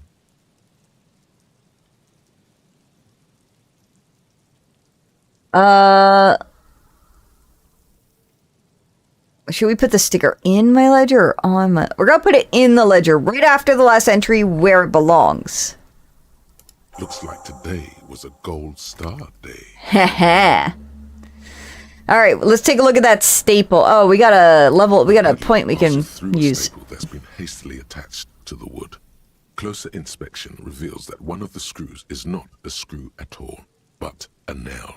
The work has been done recently and is unprofessional, to say the least. Should you want to get through, it might be easier to just pry the whole thing off. This is where my Mr. Prybar comes in handy. Maybe we should circle the building first and look for another way.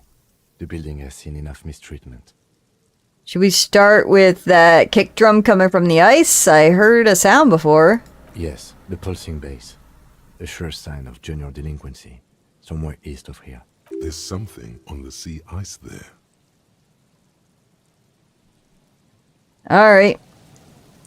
I heard the sounds, but no one was there earlier. So we got a skill point we can distribute. I spent like the last 3 skill points like over here. I think we need to distribute them in this system again.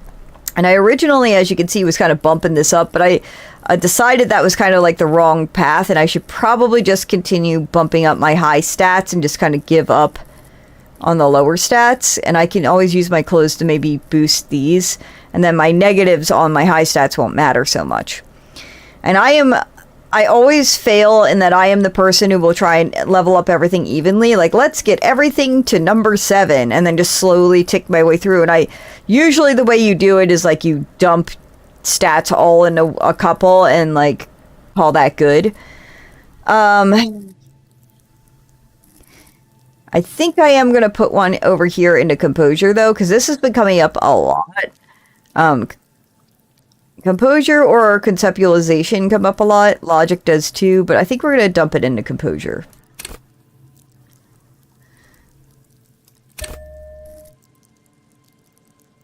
Okay. So, Kim wants us to go check out the sounds on the beach, which were near the car. There was no one there when we were there, unless shit's changed. Oh, look at this rock. There's money on the rock! Apparently I was never over here. Okay. Wait, we gotta look at this while we're here. These rusty gears used to turn the whole machine. The building before you housed the engine. Must have been a big one. The chain trails off into the ocean. Who knows where. This barrel has been recently discarded. It smells of fuel oil. An old door, worn by elements, guards the depot. The wind has blown a sand dune in front of it. The door hasn't been opened in a long while. What is this thing? See a handle. What is this thing anyway? It's military. A service depot of some sort. Used to service what? The washerwoman mentioned a depot up the coast. She said it was for moving ammo and cargo across the bay. This might be it. Alright, so this is impossible. I'm not gonna try that.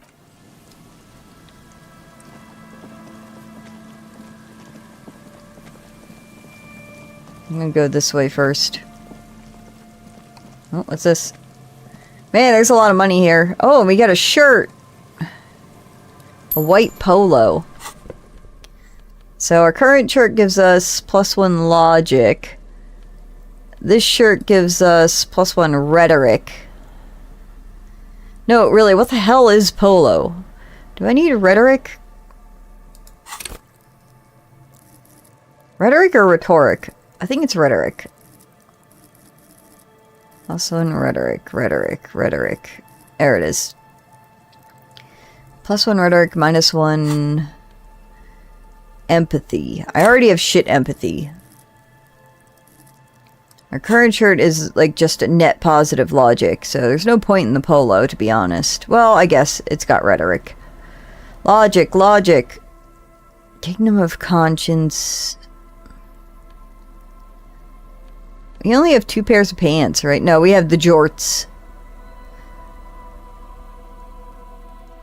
I'm not... Let's see. Rhetoric. Practice the art of persuasion. Enjoy rigorous intellectual discourse. I don't know if you can click on that on your end on Twitch. I know you can look at my chart, but I don't know if you can click on the stuff. I bought this shirt just cause it's got the beefy man on it from the book. Oh, can I wear that gross ass jacket or is it an item?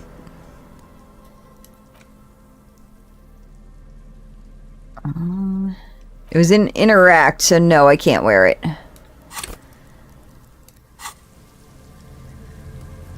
Yeah. I think this is as far as we can go. Yeah, alright.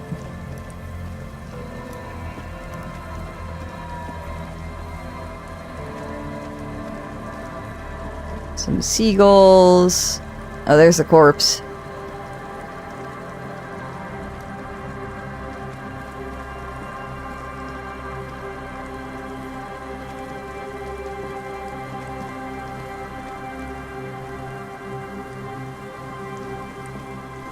Cigarette butts cleaned away under a rock. Bran, Tio Motori. Someone's made a campfire here a long time ago.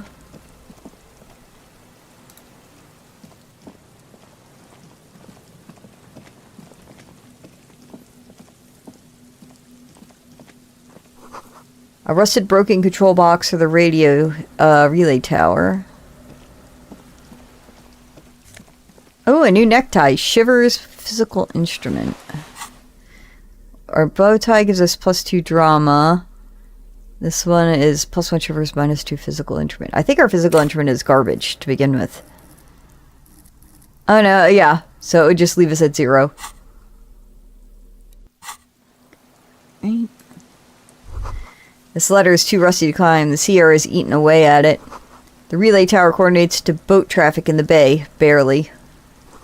Tiny inlets here off in the far distance where the posts trail towards. Okay. Well, this was not the way we were intended to go, but it is the way that I went.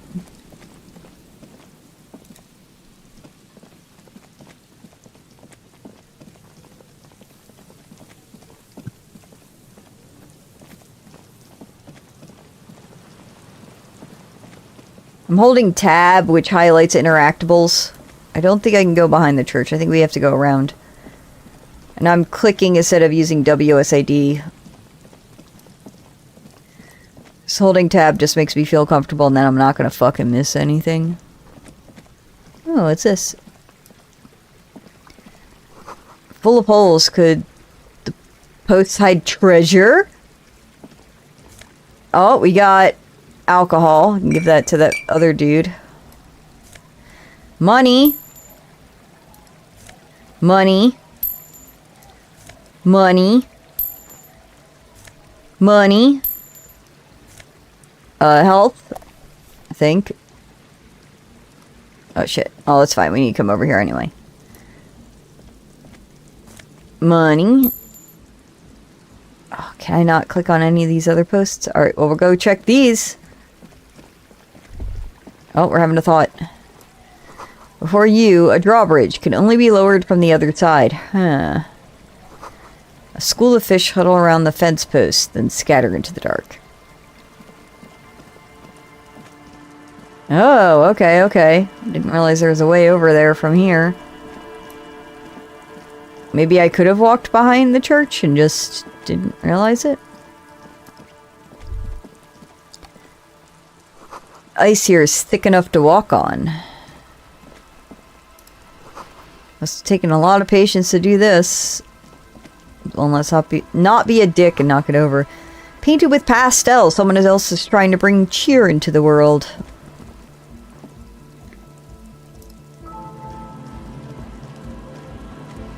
The tent is just tarpaulin fabric covering a pile of stuff.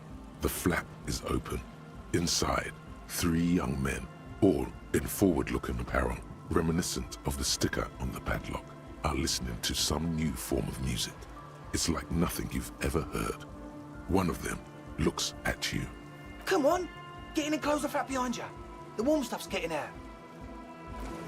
Let's go in, I guess. I clicked squeeze in, but it took me away, I guess. Trash from some unending party. A pole screwed into the ice keeps the tent erect. More tribalistic markings. This post is covered in little humanoids. A pane of Eternite has been planted into the snow. 2 poles are holding it up. Barely holding it up. It could fall over any minute. A stronger gust of wind might be enough. What is this? It looks like a makeshift bridge. Could be convenient. I'm gonna push it over. The pane falls into the icy snow with a soft thunk. We should ask that girl on the ice what's going on here. I mean, yes, I agree.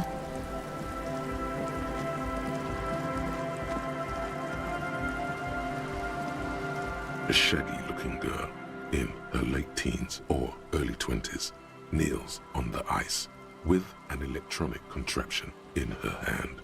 Hearing you approach, she looks up. Oh, hello there.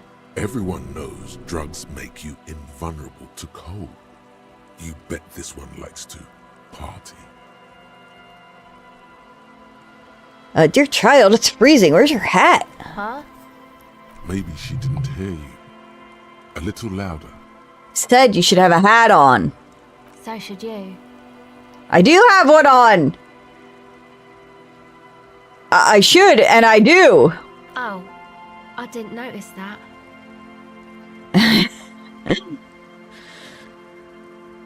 It's nice. You should wear one too if you plan on staying outside in this weather. Yeah, well. Look, man, fuck the hat. Is that kind of language really necessary? I'm sorry I said fuck the hat. I was concentrating on something else. My whole family swears and it rubbed off on me. What's your name? Estelle. Her hair is dyed blonde, with dark roots showing. There's a coarseness to her features, some masculinity below that timidness. And your surname? Why? From the police. It's for paperwork. Okay, it's Berger. A very common name. What's that device you got there? This is a portable recording device. It's for field recording. Low quality, but still. The wires? Actually, just one wire. I picked on it till the braiding came loose. The wire leads to a contact microphone. What's a contact microphone? Contact mic records sounds from inside things, like this ice. Your mangled brain would like you to know there is a boxer called Contact Mike.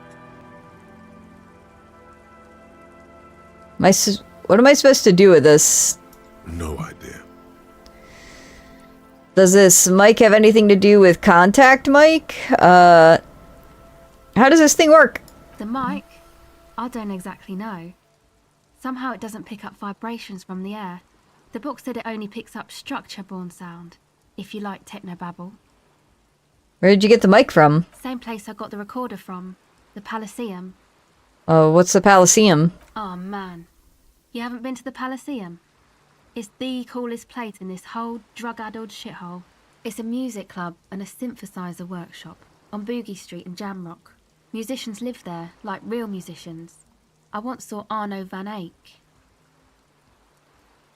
Sounds like a place for congregating homosexuals. Yeah, there might be some. I don't think they look down on the homosexual underground there. The Palaceum's not that kind of place. It's cool. Don't get me wrong, I'm all for it. This Palaceum just sounded like their kind of place. Oh no, you completely misunderstand me. I might be a homosexual myself. Oh. Well, good for you.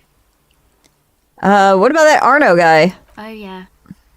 I guess even with your modern take on sexuality, you wouldn't be in the Van Eyck demographic.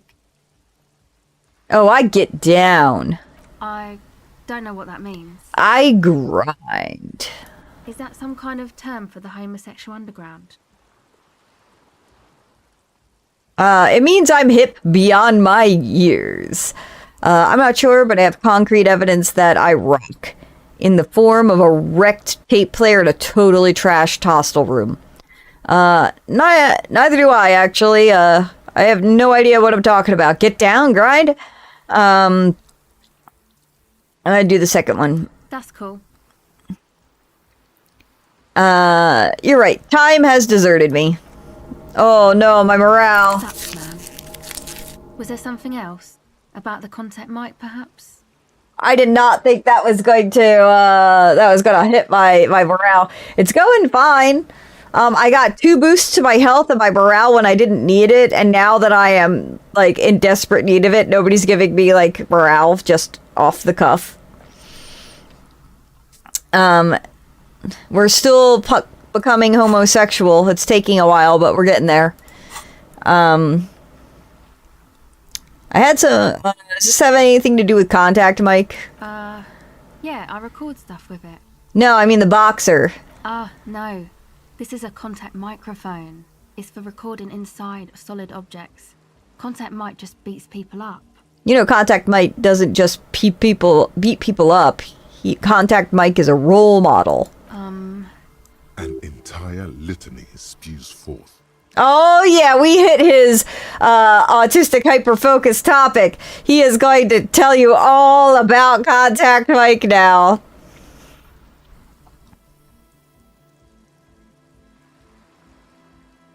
Oh, here we go. I like this one. On second thought, screw contact mic. He's not a champion. You are. Look at you here in front of a saggy tent, picking your nose to drug addict music. The world of sports isn't all of your faith and dedication. I think that's a dig on her, and I don't want to do that. Yes, you heard right. You should try and be more like Contact Mike, a successful athlete and inspirational figure who has overcome social, physical, and mental obstacles. Sorry, I don't know why I said it. There was something else I wanted to know. Yes? Okay. What are you doing out here in the cold? Recording, I guess. And what's it you're recording? I think I'm recording cracks in the ice. But there's no way to tell. Not without headphones. I think I just recorded your footsteps too. Not sure how that will sound. What happened to the old headphones? Wait, what happened to the headphones? My boyfriend sold them. What for? I don't know, man. Things. Just stuff you need for life. A lie. They were probably pawned off for something suspicious. And what are these recordings for? The musicians in the Palaceum used them for making music. They looped the stuff, cutting the tapes together. They make music out of cracks in the ice and keys jangling. Crazy sounds like that. It's hard to explain. Anyway, I thought I'd make some too. It's supposed to be, like, a music place anyway. I don't really know what I'm doing. They use synthesizers too. I don't have a synthesizer. Hardcore. The sharp drop in endorphins is almost visible. Like a warm blanket has fallen off her shoulders. The wave of chill. The quivering jaw. Indications of a drug high. Take this, you're cold. No, man, fuck that, I'm cool. I'm sorry I said that. I'm sorry about the fuck. It's okay. Now this is where a hat would come in handy. Yeah, maybe you were right about the hat. I will change my hat and give you a different hat, but not this hat. You said it's supposed to be music place? What is it? That? The boys think it could be a place, like the Palaceum or something. Stupid. It's really not going to be a Palaceum, that's for sure. And who are these boys? The boys? Yeah. Andre and the guys. They're inside. In the... And why is that? Why are you freezing out here while the boys are inside? They got too much stuff crammed in there. No room. Stuff like what? Music stuff, mostly. Like this tape recorder, but bigger. And there's piles of it. Why not? You mean like those headphones your boyfriend sold? Yep. They were pretty. I'm sorry we sold those. Why not just leave some of it outside so you don't have to freeze? That stuff is more expensive than I am. More expensive than any of us, really. Doesn't matter. I can take the cold. It's probably amphetamine. It makes you feel impervious to the elements, but doesn't actually make you any less cold. Why? Why can you take it? I got my recordings to do. I feel better outside. Go ahead. Okay, well, I was trying to wait till this conversation was over, but I've had to go to the bathroom for the last 5 minutes. So we're going to take a short break so I can go potty, and I'll be right back.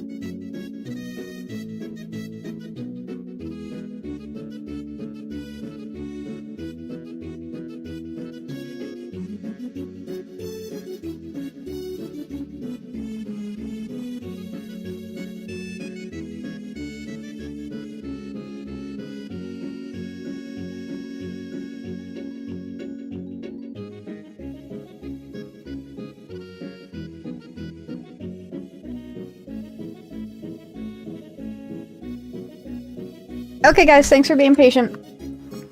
I made some popcorn as a snack.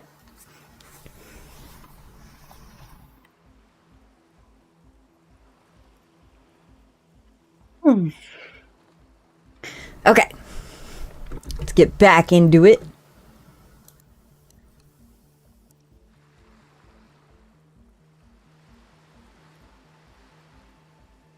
All right. So, nice. Good time to take a break, make a snicky snack. I've never been a pizza roll person, but you know, I've heard they have the joy of either one, being hot on the outside and frozen on the inside, or two, hot on the outside and absolute liquid magma on the inside. Tell me more about this music place you've been planning in the church. It's supposed to become like a club for anodic dance music, like that new style of synthesizer stuff they play at the Palaceum. Except that, yeah.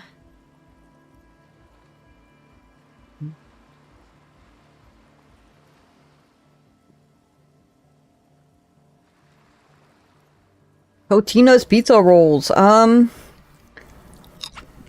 don't remember any jingles. Okay, good.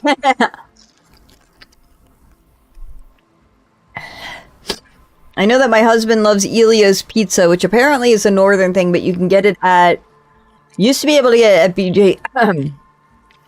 BJ's Warehouse and... sorry, Salt. For a little bit, like, you've been able to find it at Costco.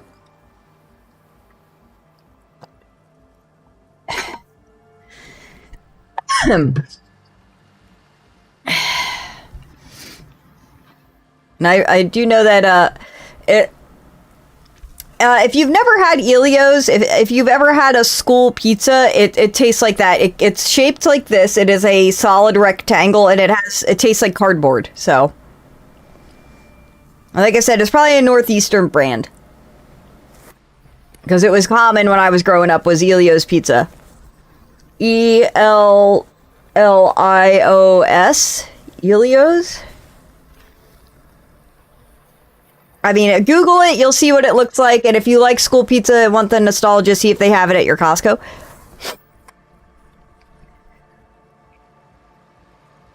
I do find that most of the stuff I liked as a child is mostly nostalgia, and I try it again, and I'm like, wow, that is absolutely no flavor, but also as a kid, you had, like, no fucking taste buds, so...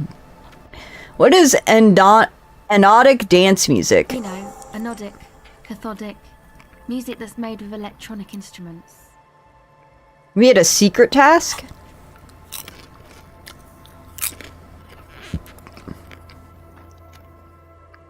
Okay.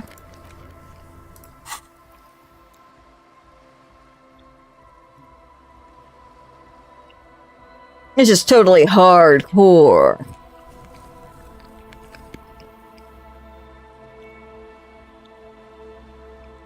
Electronic instruments like what? Synthesizers and tape consoles.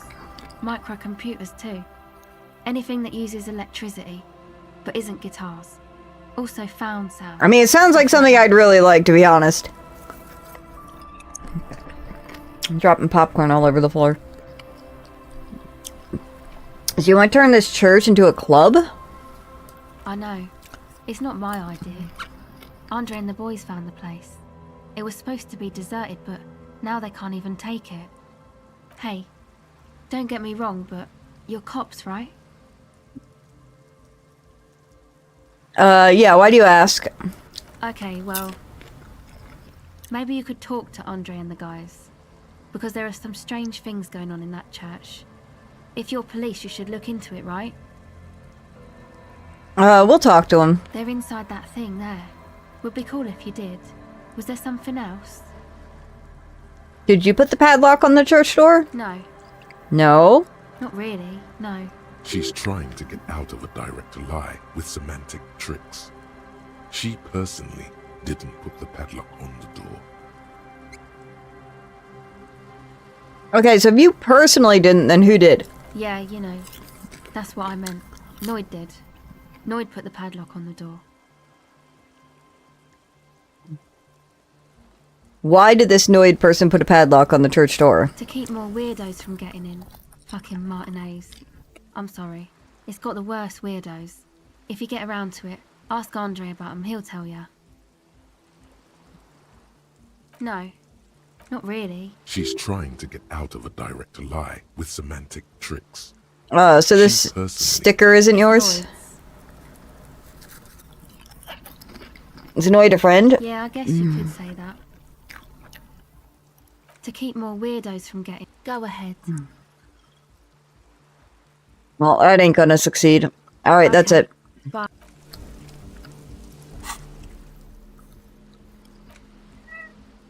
Ah. Okay.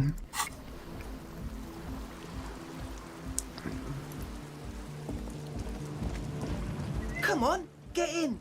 The warm stuff's getting out. Sorry, we barely have room for one. You go ahead. I'm too old for this. I'm sure you will feel right at home. I'll keep watch.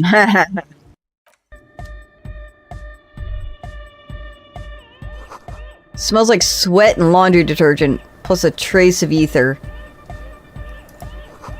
Canister is filled with what appears to be water. The label says distilled. Pile of nasal sprays.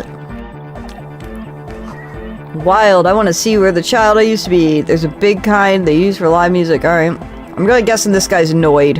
Who are you? A young man with peroxide blonde hair holds up a Harman Welshi tape player, nodding along to the music.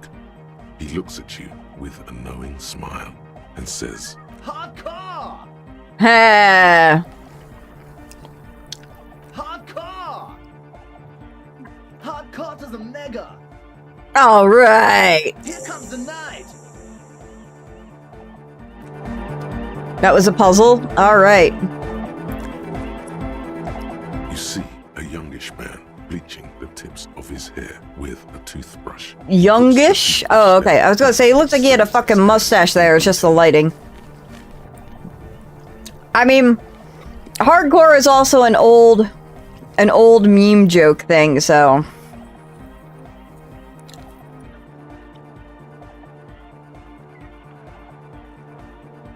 But I do appreciate that subtle foreshadowing that doesn't ruin anything. Bleaching the tips of his hair with a toothbrush. Hello, I'm Andre. It's a pleasure to meet you. Is this how you frost your chips at home?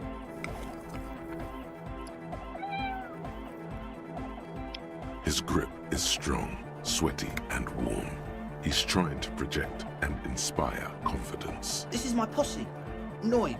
The young man with earrings looks at you suspiciously. He looks like David Bowie a little bit. Got a mullet. I don't like mullets. An egghead. Egg! Together with a Cell Burger, who's out there right now, doing... Oh, I didn't even see him in the back there. Experimentation. We like I thought he was a statue. Music venue organizers. Wait, how many music venues have I organized? We have many in the pipeline, officer. That means they haven't set up a single one yet. Why are you here? You see, we've been all over Jamrock North, prospecting for real estate to establish a new venue in. Also for talent. Yeah, thank you, Egghead. And while there is no shortage of raw, unfettered talent spinning tapes in Jamrock, we've had rotten luck with the real estate part. Place is a shithole. I apologise for my friend Noid's potty mouth. I realise this is not how you speak to a police officer. Potty mouth? He has authority issues.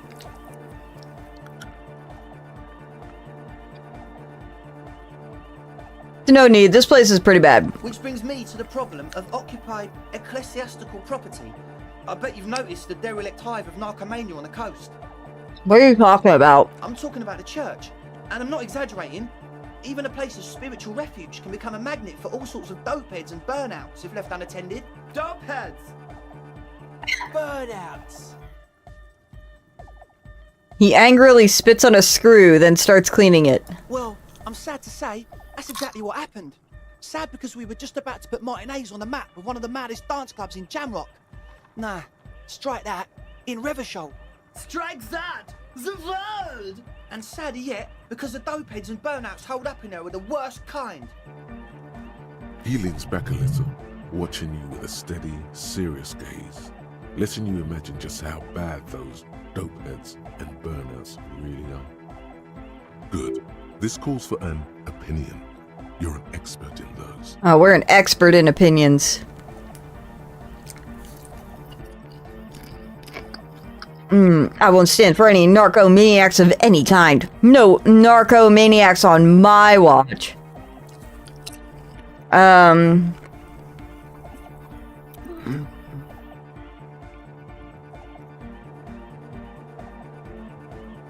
What kind? The spooky kind. What exactly do you mean by spooky? I was hoping you would be the judge of that, officer. All I can say is, their spookiness is the kind that keeps us from restoring this church into a community centre and a place of spiritual refuge. Also, they don't eat or clean the building. Shit's gonna collapse. People just wanna spin tapes without them spooking it up. Place has bad signs. No one can dance like that. Thank you, Egghead. So you're gonna look into it, right? It should be a police matter. Getting them out. Whatever spooky stuff they're doing, I'm sure it's not what the Ecclesiastes meant their property for. So you think there's ghosts in there? Is that what you're telling me? I'll look into it. Tell me more. Alright, man. Estelle told me Noid put the padlock on the door. Why? Oh, so you met her. Good, good. I did ask Noid to install a measure against more drifters wandering in. It's a temporary fix, just something to contain the situation. I had to do it in an hurry. Not my best work, but it should hold for a while. I need the key. Of course. Noid. Alright. The speed freak dips into his belt pack and produces a yellow key. He then makes a sudden, cool infused move, tossing it in your general direction. Alright, be the cool cop. Catch the key. We got a 92%. Let's pray we don't fucking fail. I failed 272% last stream. You sense the trajectory of the little piece of metal and plastic. The object makes a small ringing sound as it approaches. Just the tiniest chime to your left. Ka-ching! The key hits your palm. The speed freaks nod to you approvingly. No, we're gonna play it cool. Thanks, man. The speed freak nods to you. How long have those people been locked in there? They're shitting in there. Like a week, maybe? They're dead. A week? They've shit and pissed all over the place, and if they don't got water, they're dead. How can you be sure they haven't starved to death? I'm super sure they're alive. I mean, come on. I'm at least 90%, maybe 85% sure they're still alive. Did you know that 100% of statistics are made up on the spot? Somewhere in the ruinous past that led you here, there was something called exams. You may have learned the term involuntary manslaughter there.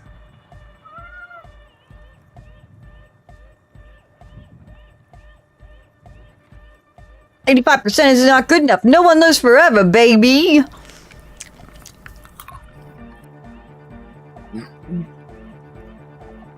Andre, do you know what the involuntary manslaughter means? I do. I listen to Channel 8 all the time. I know about crime stuff, and I assure you, officer, this is not what's happening here. I'm at least 80% sure they're alive. That percentage keeps going down. People aren't ever that alive in their entire lives.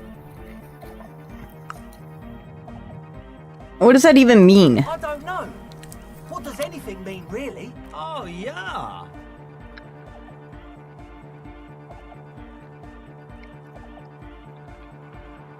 Yeah, I got your drift. I knew you'd get it. You're one smart cop. I get by. Now, where was I with that padlock? He nods attentively, ready to answer the questions of one smart cop. Oh, I already asked that. Alright, so... Sure, man. Tell us what you want to know. Let's do it. Who exactly are the people in the church? Truth is, I don't really know. None of us do. I don't even know how many there are. All we've seen are glimpses. So you don't go in there to ask them to leave, even though it's not your property and probably not theirs.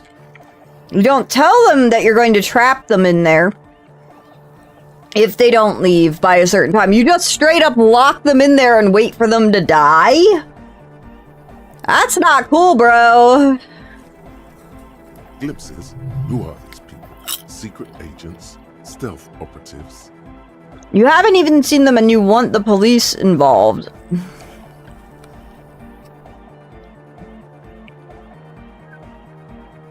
Better safe than sorry. Anything more you can tell me? There's also the machinery. When I first scouted the place, back in February, it was abandoned, empty. Took some time getting the crew together. So about 2 weeks ago, we came here hoping to set the stuff up. Suddenly, there are all these strange machines lying around in there.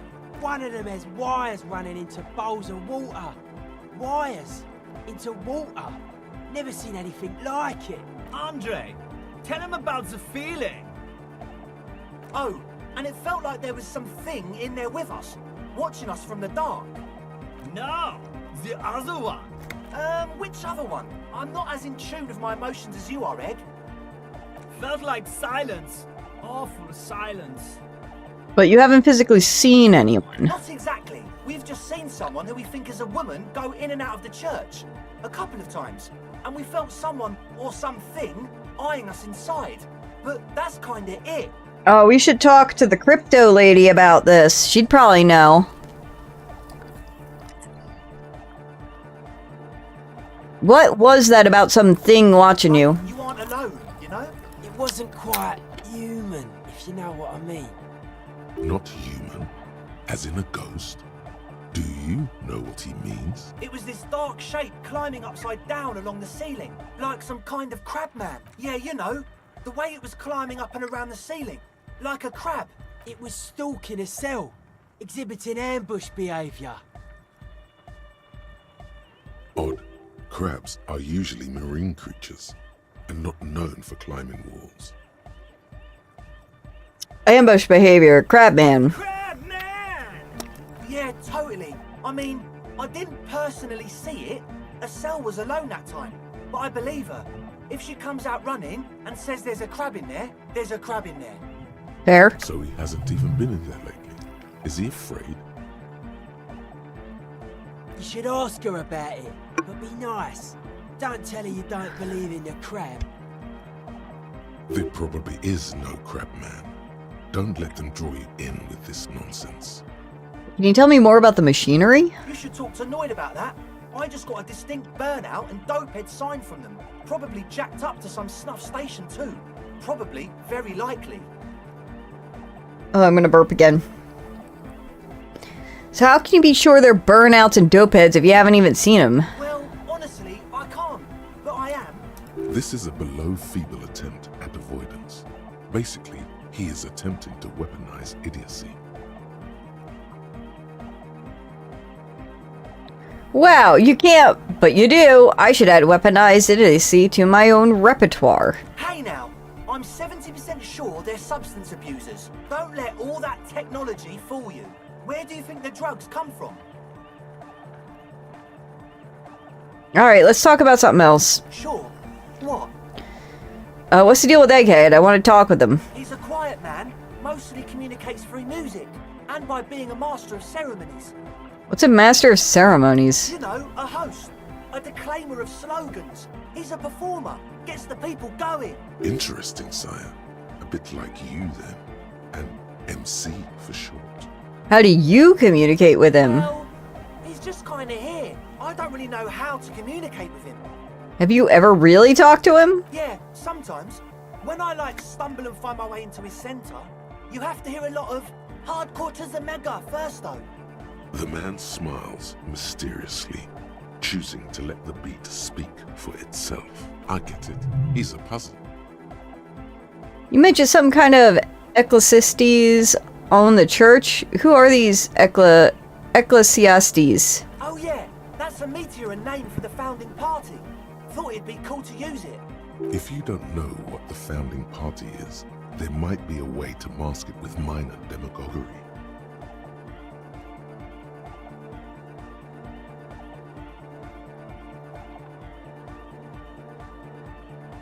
Let's mask it. Come to think of it, I've never really looked them up, you know? I can't give you a precise definition, but they're a very powerful religious organization.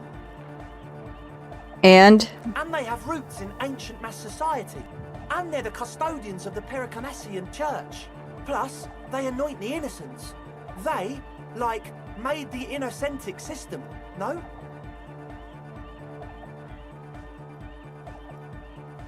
Now, Andre, in your opinion, would this ancient religious organization who anoints the innocents want a club for anodic music in one of their churches? Totally. Alright, so he 100% believes that. Great. The Pericarnassian church is about love. And Nordic music is about love. I got love for my Pericarnassian posse. Love is the relay out of death. We dance. Like, I'm all for it. The church is fucking dilapidated and run down. Let them take it and turn it into a fucking dance party. Give people a place to go. Love is hardcore. Love is hardcore. Unity. Unity. Make some noise for my Insulindian posse. He turns the volume up, then looks at you with a knowing nod, as if it's obvious you will now break into dance. The anodes and the cathodes coursing through you. Your big toe starts tapping along to the base, as if testing the waters. No words. Enjoy the beat. Nod your head. Yeah. Feels good. I guess love can be pretty hardcore. Oh yeah, it can. Oh, look at us. We're bobbing now. He's coming around. You're getting it. I now understand. What's a posse? Your posse's like your people, man. Like you got your cup posse. You look out for each other and you party together. That's a posse. And where is your posse, detective? Nothing comes to you. The world is silent. I now understand it was lame of me to suggest otherwise. Anodic music is about love, and so is the Pericarnassian church. Yeah! Yakokata! The place to be! Do it for the masses. Do it for the crew. His friend forms a fist with the screwdriver still in his hand, approvingly I so. didn't want to say it, but it was pretty lame of you to imply otherwise. Anyway, you got more questions? The one with the large head is still looking at you, nodding his head, waiting for your body to stop Exactly. Bro, you're my posse. And I'm sure Kim would be like, if you say so. I'm gonna wash my hands real quick. I'll be right back.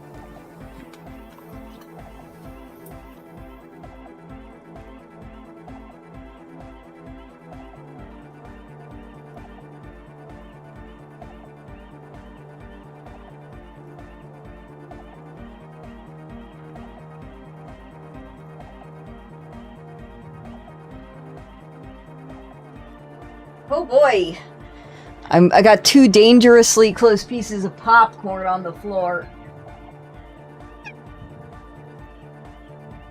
Don't want to roll over them and make popcorn dust. Alright, alright. Hold on. Tuck this in. Ugh. That was a really bad cat pickup. Welcome, Ek. I'm glad you had a good time. It's popcorn to me. Go for a little disco when, or if they get this club going. You've got it in you. I agree. I want to talk to you about this tent full of equipment. Yes. What? I see you brought your own water. Yeah. Good to have, bitch to carry. When I first scouted the place, I did some reconnaissance. I'm not sure the church even has running water. It's distilled, too. Oh. It's the one they sell at the fuel station. It's like he's lying to you, my liege. But he's slippery enough that there's nothing for you to grab hold of. I hate to tell you, but it reeks of sweat in here. It's all... yeah.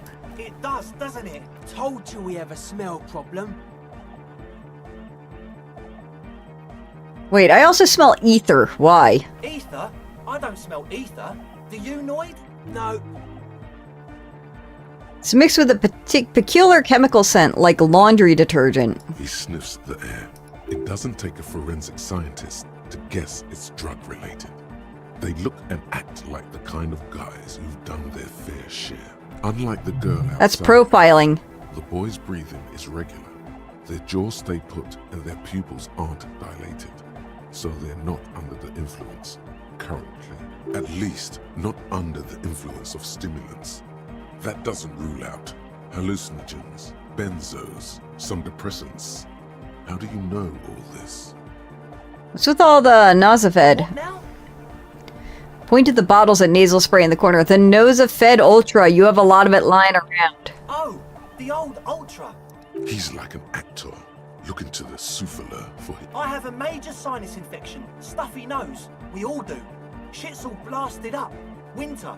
Can't even breathe. Sound fine to me. Yes, that's all Nosafed's doing. Without the Noser, I'd be drowning in shit right now. Nosafed is the shit.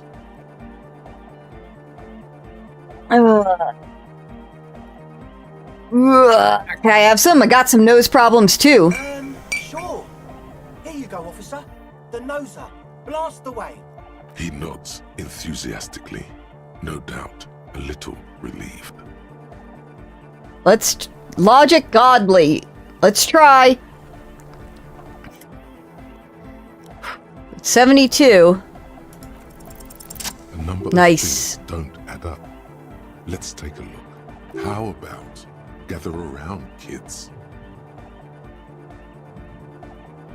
I don't think that's gonna go well, but okay, kids, now gather around. I got bad news for you, Andre. Things don't add up. The young speed freak puts down a busted capacitor and looks at you. The one with the large head seems very enthusiastic about whatever you have planned. Their would-be leader is less amused. Sometime in the past, I'm not sure where and how, I felt sick and became the shadow you see now. But before that, I have a reason to believe I was a police detective. But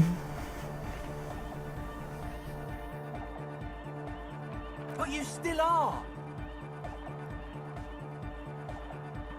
I was good enough in this job to be awarded the rank of Lieutenant Yefredator. I could have been a captain, imagine that. What happened? I did. I happened to myself. That's a real downer. Now obviously that might as well have been 1,000 years ago, but there's still some detective left in me. Speed freak is silent. This isn't the makings of a club, it's a tent full of laboratory equipment for manufacturing drugs.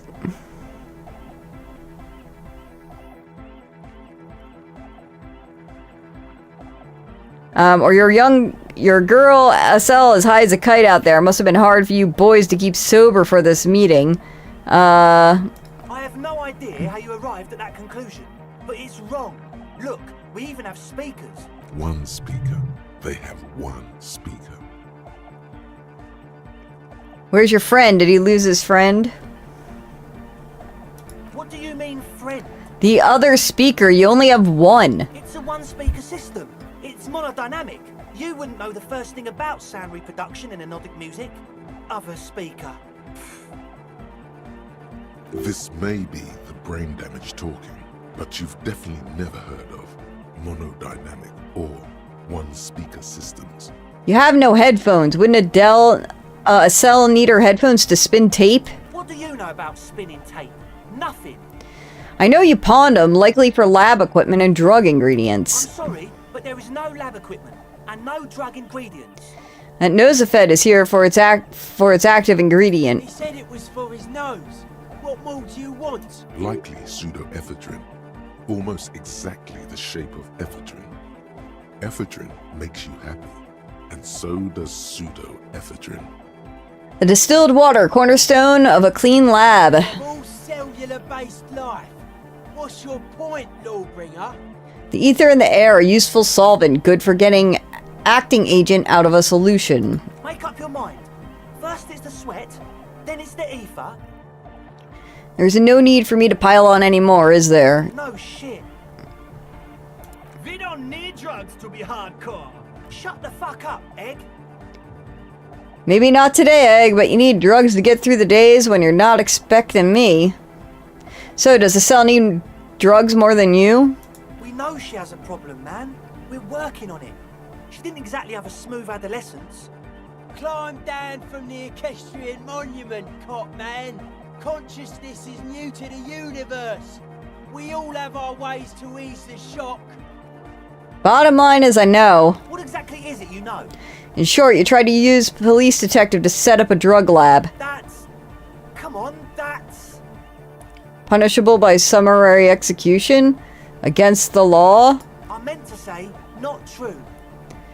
So, what are we gonna do with you? What do you mean, do?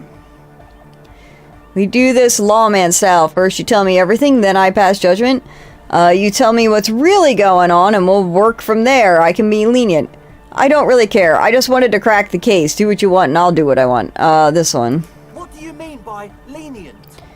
Not calling backup and hauling you all off to the pen for starters. Haven't you heard? I'm the dirtiest cop this side of the river. I'll make life hard for you. Using every connection I've got. We'll see.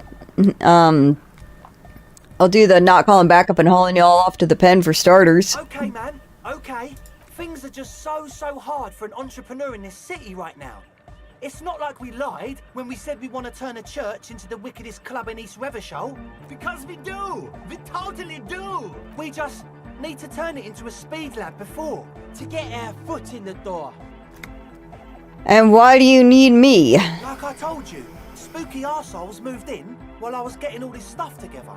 A month ago, the place was empty, and now it's all spooked up. They're not really spooky, are they? No, man. They're spooky, all right.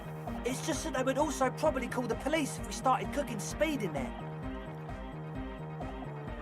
But the sign was way off, too. I couldn't feel the love at all. Eyebrow itchy. Sir, you promised you'd be lenient.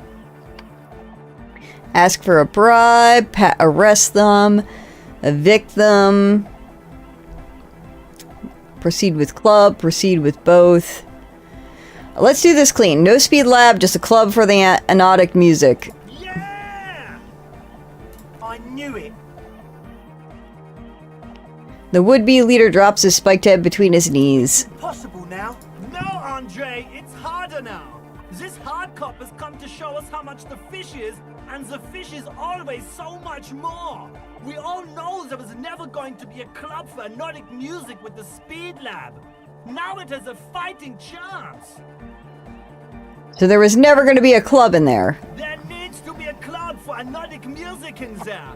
Needs to. Everyone hates each other. Everybody hates it here.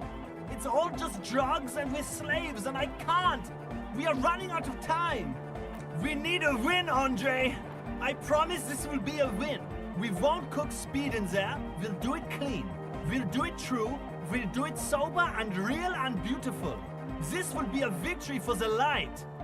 Right, let's call this incident crime prevention and but yeah, I have my eye on you. Okay, we'll try to do it without the drugs. We'll do a straight club up in there, spinning the maddest reels and nothing but, I swear to God. Okay, Egg? From here on, it'll be straight all the way. As always, we'll be right here, waiting patiently for the news. Yeah! So you had a talk with Andre, and now you want to discuss things with Noid. Good. Skin shows through holes in the Speed Freak's too large sweater. In front of him, an open toolbox full of carpentry tools and parts. It's good you talked to Andre first. Gave me time to get a reading on your sign.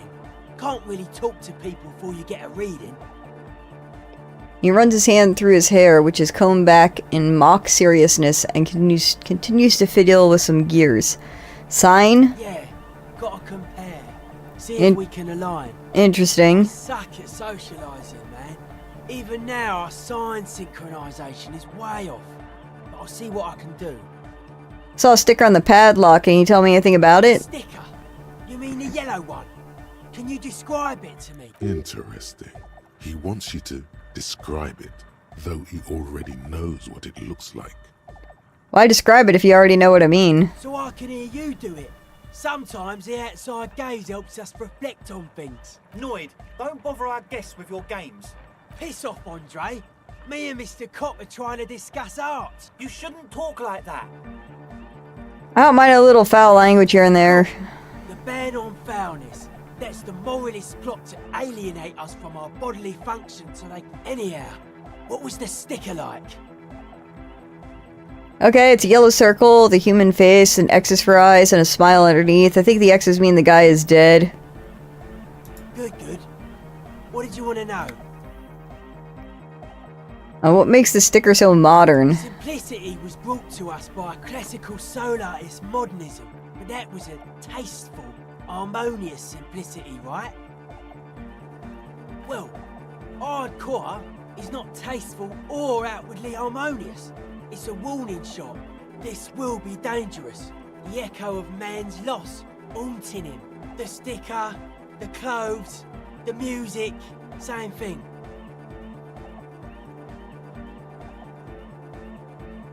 Come up with this stuff by yourself? Not alone. Many people are thinking the same thing right now. There's a gathering at the Palaceum. The beat is the same for all. Simplest, well, the sticker, it is. Is that right? Is it a dead guy smiling? Yes, you're the 23rd person to get it right. And I've asked 23 people. Looks like it's a dead guy smiling to the entire human race. Why do you think that's so? We're all the same. Same eyes, same smiles, same death. Okay, so what does it mean? We defeated history. We are living in the age of history, and in the eyes of history, we are always already dead. How can we ever smile then? Because history is a lie, and so are its deaths. The present moment and life are the hardcore. The hardcore expels death. Or maybe he's not dead. Maybe he's just really ecstatic about the beats.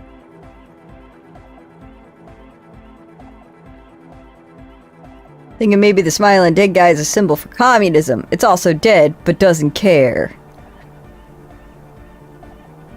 I'm thinking we should sell this. It should be sold, but not by us.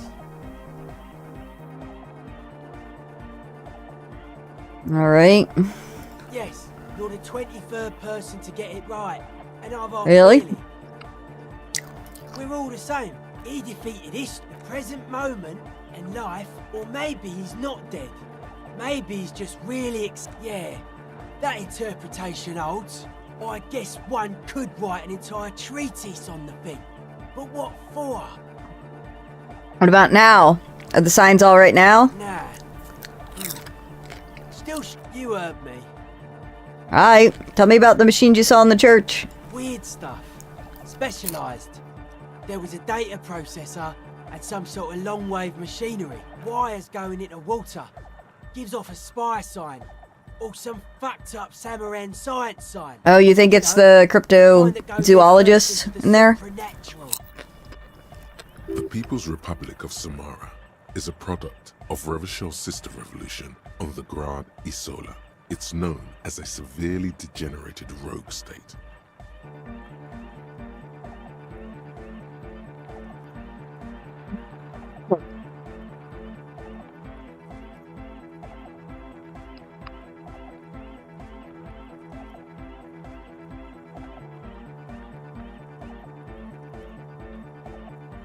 Don't be too hard on Samara. They're all alone in the world. Half of what we know of them is just propaganda. I know, man. I was just talking about the aesthetic. What's wrong with the supernatural? Nothing's wrong with it. You should definitely be researched. You can still do sick shit with it, though. The supernatural, so you think that's real? It actually exists? Most of it doesn't exist. But there's also stuff that isn't allowed to exist. Because the moralists think it's too dangerous for the plebs. Psionic powers, pale-related diseases, pretenders pretending to be human, folk rights, that kind of stuff. Why are you called Noid? The hardcore aesthetic is esoteric. It's not meant to be discussed with the law at this moment. I don't understand what that means. I can see that. Further sign matching would do good for us. One way. Nah. You heard me.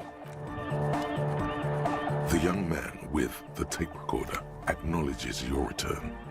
When he looks at you, he squints as though you were the setting sun. This is hardcore. Hardcore! Hardcore to the mega! Here comes the night! Hi again. So, as always... Alright. Sync signs with Noid. Alright. Help the Ravers nightclub.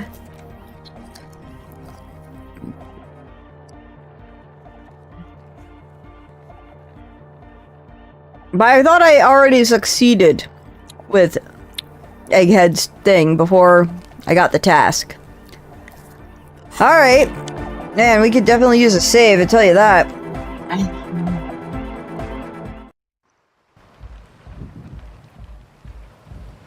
Tell Kim what happened? Yes? Okay, no, he don't give a shit. The shaggy-haired girl kneels on... So you talked to my associates, right? Are you going to help us? With the church, I mean. Can't say, I gotta ask questions for, I'll help you, alright. Great. Let us know if there's any progress, will ya? We've been waiting for weeks here. Others told me you went inside the church, what did you see? Oh, that. You're not going to believe me. There's no point in me telling you. She's less prone to blurt it out, Crab Man, than the others. We'll see, go ahead and tell me. Okay. I went in and I saw a woman next to one of those machines there. Noid calls it a mainframe. She was dressed like someone who's been raised by their grandmother, you know, strange old clothes. Had this absent expression, didn't say anything, just stood still. Go on. And then, you know, right behind her, a man crawled down the wall. Upside down like a crab, down the church wall. I think the woman didn't even know he was there. He was completely silent. He stopped right before he got to the floor, then just hung there like that, looking at me. Right at me. I fucking turned around and walked out. End of story. Like a crab, you say? What did this crab man look like? It was too dark. I couldn't tell exactly.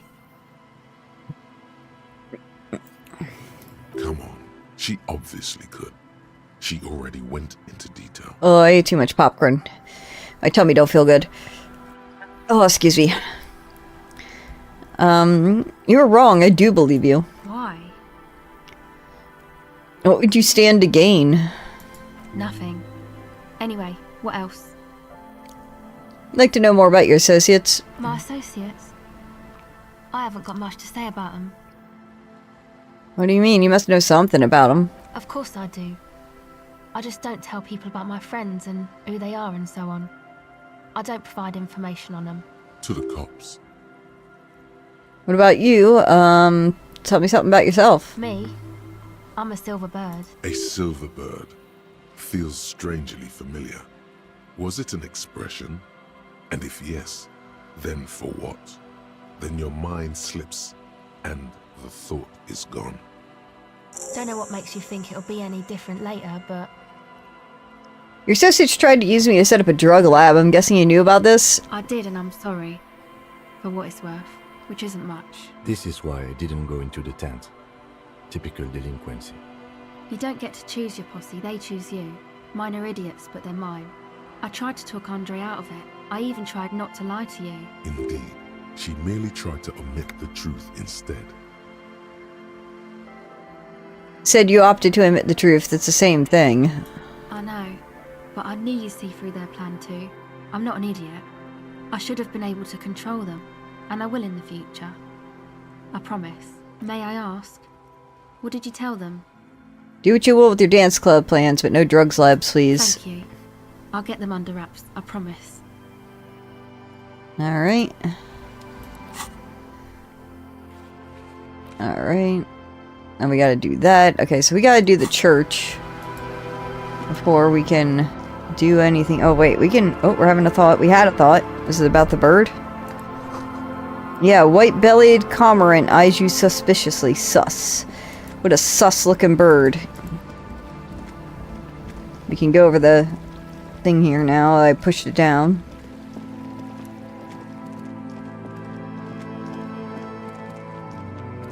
Wait, where's my map? Is this a traveling location? Church? Let's give that guy his coat so it's not stinking up my fucking wardrobe. He was down here somewhere.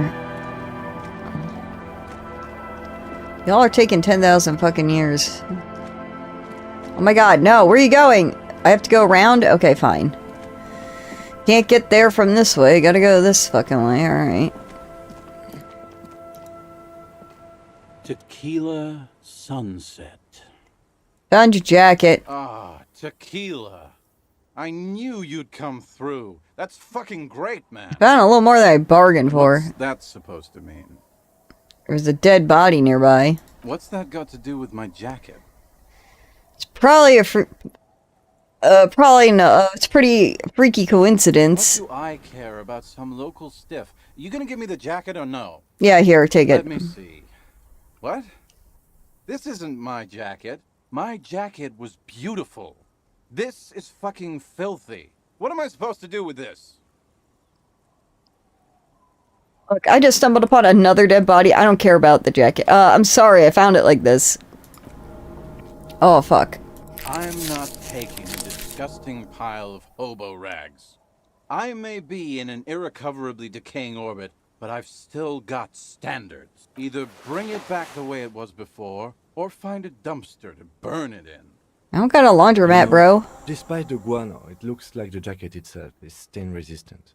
It may just need a good scrubbing. I'll give him booze later. I really don't want to, sit here for another 20,000 fucking years listening to a story. We'll ask this old lady to wash his jacket for him. She's scrubbing shit. She might do it for us. Our tenant, the policeman. I hope the waves... I can wash it for you. But it's going to take about a half an hour. Think you can stay put for that long? Yeah. I could use a breather. It's been another track and field day. Yeah, I'll wait. Well, hand it over then, and I'll see what must say. I'm proud of this one. It's pretty nice underneath all that filth. I hope you take better care of it than its last owner. Alright. Interact? I thought it was here. Where is it? Okay. And there's supposed to be something there, but it's not there. Okay.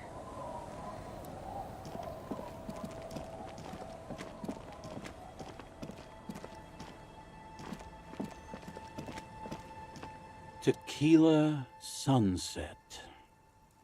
Okay, here's your jacket, fresh and washed. My jacket? Yeah, the one you had me clean the seagull shit off of. A look of consternation crosses the man's face. He looks at you, then at his bottle, then back at you. What the fuck are you talking about, Tequila? So you're saying this isn't your jacket? Balm? That's medium concept stuff, not my style at all. I can't believe I'm saying this, but maybe you should lay off the booze. It becomes abundantly clear to you how this man managed to lose his keys, business, friends, and girlfriend. I'm calling it. It's neurological. You're lost. I'm keeping the jacket for myself. That shit is so medium concept, I wouldn't touch it with a stick. But yeah, okay. I'm sure it looks great on you. It's an okay jacket, if you are into that look. Alright. Find idiot's jacket. Great. Okay, let's step aside for a second. Alright. Hold on. Let me look at this new jacket I got, I guess. Scented scarf and pain threshold, half light, and trauma. I do kind of like that jacket, though. Our current jacket gives us logic. Alright. What's up, Kim? I've been meaning to have a little chat with you about your sense of style. My style? What about it? It's just, well, you look more like a high-flying businessman than a police officer. That's right. You're an entrepreneur of the peace, here to disrupt legacy law enforcement. with buzzwords and privatization schemes. No, I just thought this is how professional people were supposed to dress. Not quite what I was going for. Then maybe you should change your look. You know the expression, the clothes make the man? The right outfit in the right situation can make all the difference in the world.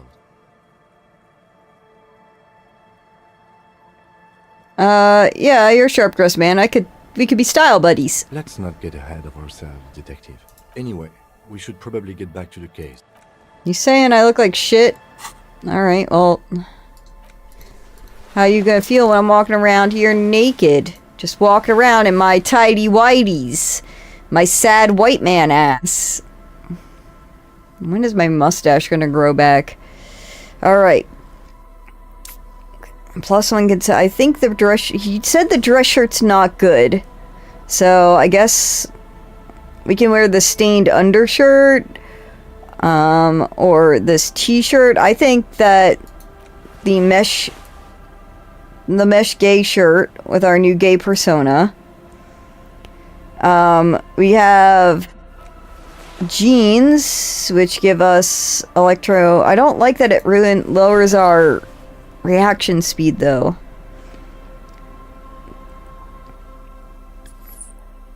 Kingdom Conscience. Which I don't need. Savior Fair. Electrochemistry.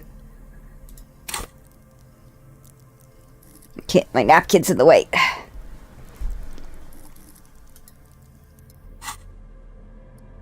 These are the pants we woke up with.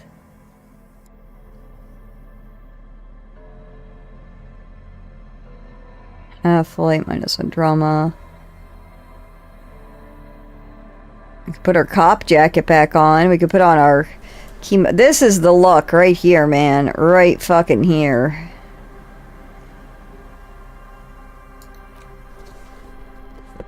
It's a double plus.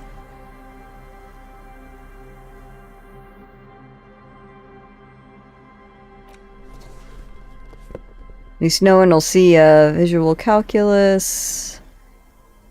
+1 half-light.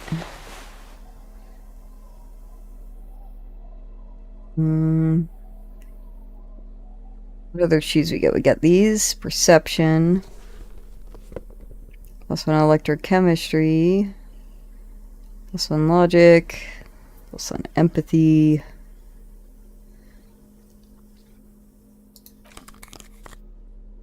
Encyclopedia. Drama. We're putting all the same shit back on. It would be nice if I could sort these, you know? Rhetoric. I don't need a... Is this a beanie?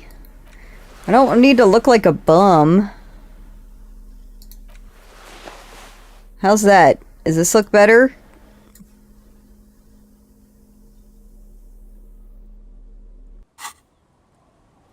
Yes? Okay. Well, now we can go back to the church, I guess.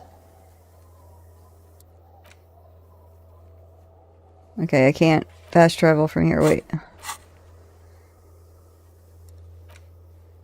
Pile of clothes. It's a pile of clothes? Oh my god.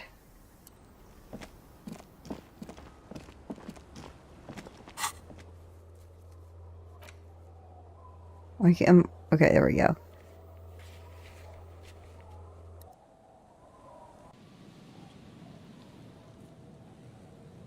Oh, my clocks are blocked. Okay. Heavy wooden doors, more than twice your height, stand. The lock turns easily. You hear a click as the... Let's go. A great whoosh of air rushes into the dark innards of the church, as though rushing to fill a great vacuum in the heart of the city.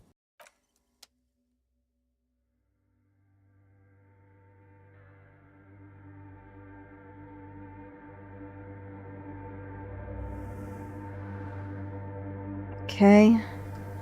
Let's start with what's closest. Grotesque wooden figure looks half finished.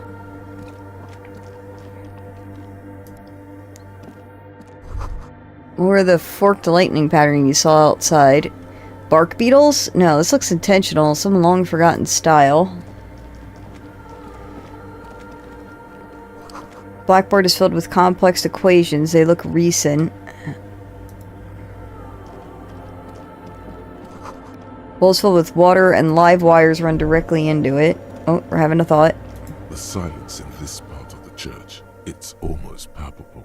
All the shifting matter and shuffling of living things is gone. Nothing seems to exist beyond the church anymore.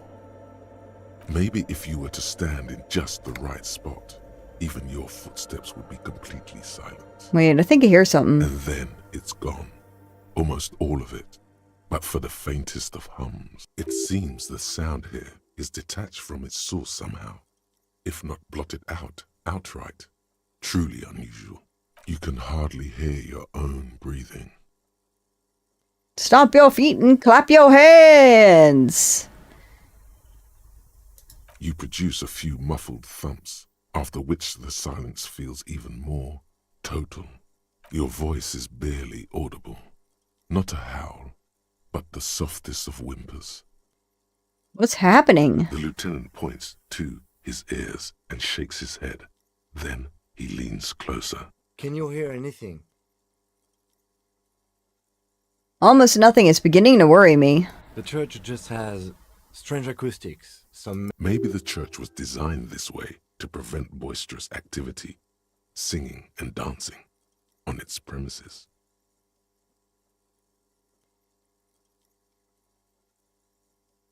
What if it's something paranatural? Please, detective, not this again. The lieutenant... Can you hear anything? I wonder why the church was built with such strange acoustics. Maybe the church was designed this way to prevent boisterous activity, singing and dancing. Whatever it is, it's real. The lieutenant doesn't reply, but the orderly rows of ceiling panels become barely visible, then disappear completely in the darkness of the tower overhead. Let's try.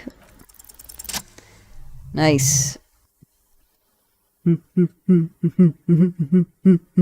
we gonna see Crabman? Crabman, Crabman, Crabman. It's like there's something moving up there. A shadow has emerged from the tower and it's making its way toward you through all the other shadows. Follow the shadow's movements. It's not a shadow anymore, becoming more substantial as it gets closer. The shape of an animal descends. Officer, is there something up there? Oh no, you've lost sight of it. Where did it go?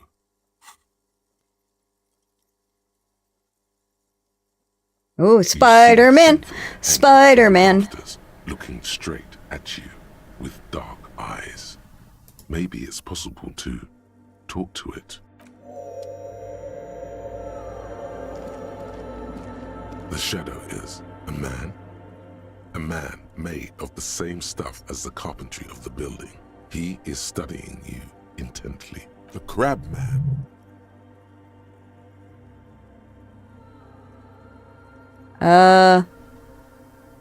The man leaned forward a little, fixing you with a steady, unreadable gaze, then speaks. Habitual alcohol use has made you into a scared little pussy, Holmes. But don't worry, everything's gonna be alright. You come to the right place. That accent is Villalobos, a peninsula in Mesk and a district in Jamro. Ugh. There's a sizable contingent of Villalobos-speaking Mesks in Ugh. Mexico. Right place for what? Here you can receive the mother's love. And when you're ready, she will take your hand and lift you out of the despair at the bottom of that bottle. This man is obviously a habitual narcotics user. Do we really need to question him? Hey, and what was that about, the bottle again? You haven't even drank that much lately. Lay off it already. Shish. Yeah, I guess I had a bit of a problem and it's getting out of control lately, but... Está crudo, way. I see deep inside you. Your body and your spirit are suffering greatly from overindulgence. And you don't even know it. How do you know what I'm feeling? I was like you once. just dragging my feet to the next bottle. Shit was dark, Holmes. You know, actually, since we're here, you may want to pay attention to what the ceiling climber is saying. There's some reason to feel you got a point there. Don't trust me. Trust the mother. I'm only the messenger, Holmes. Now we have a Wompty Dompty Dom Center. We can research that. Or Wasteland of Reality. It's brought to your attention that you're alcoholic. And it's a sickness. And it's killing you. And you're crawling on your knees through life. Your booze-filled belly dragging on the ground. Your brain now fuzzy. Now in overdrive. Your hair sticking together with today's cold sweat and yesterday's vomit. Perhaps they're right. Anything is better than this. Even bone-dry reality itself. Maybe you can quit? Well, when I get another skill point, well, and we're done thinking about being gay, we'll throw a point into that. This is the Church of the Mother of Silence.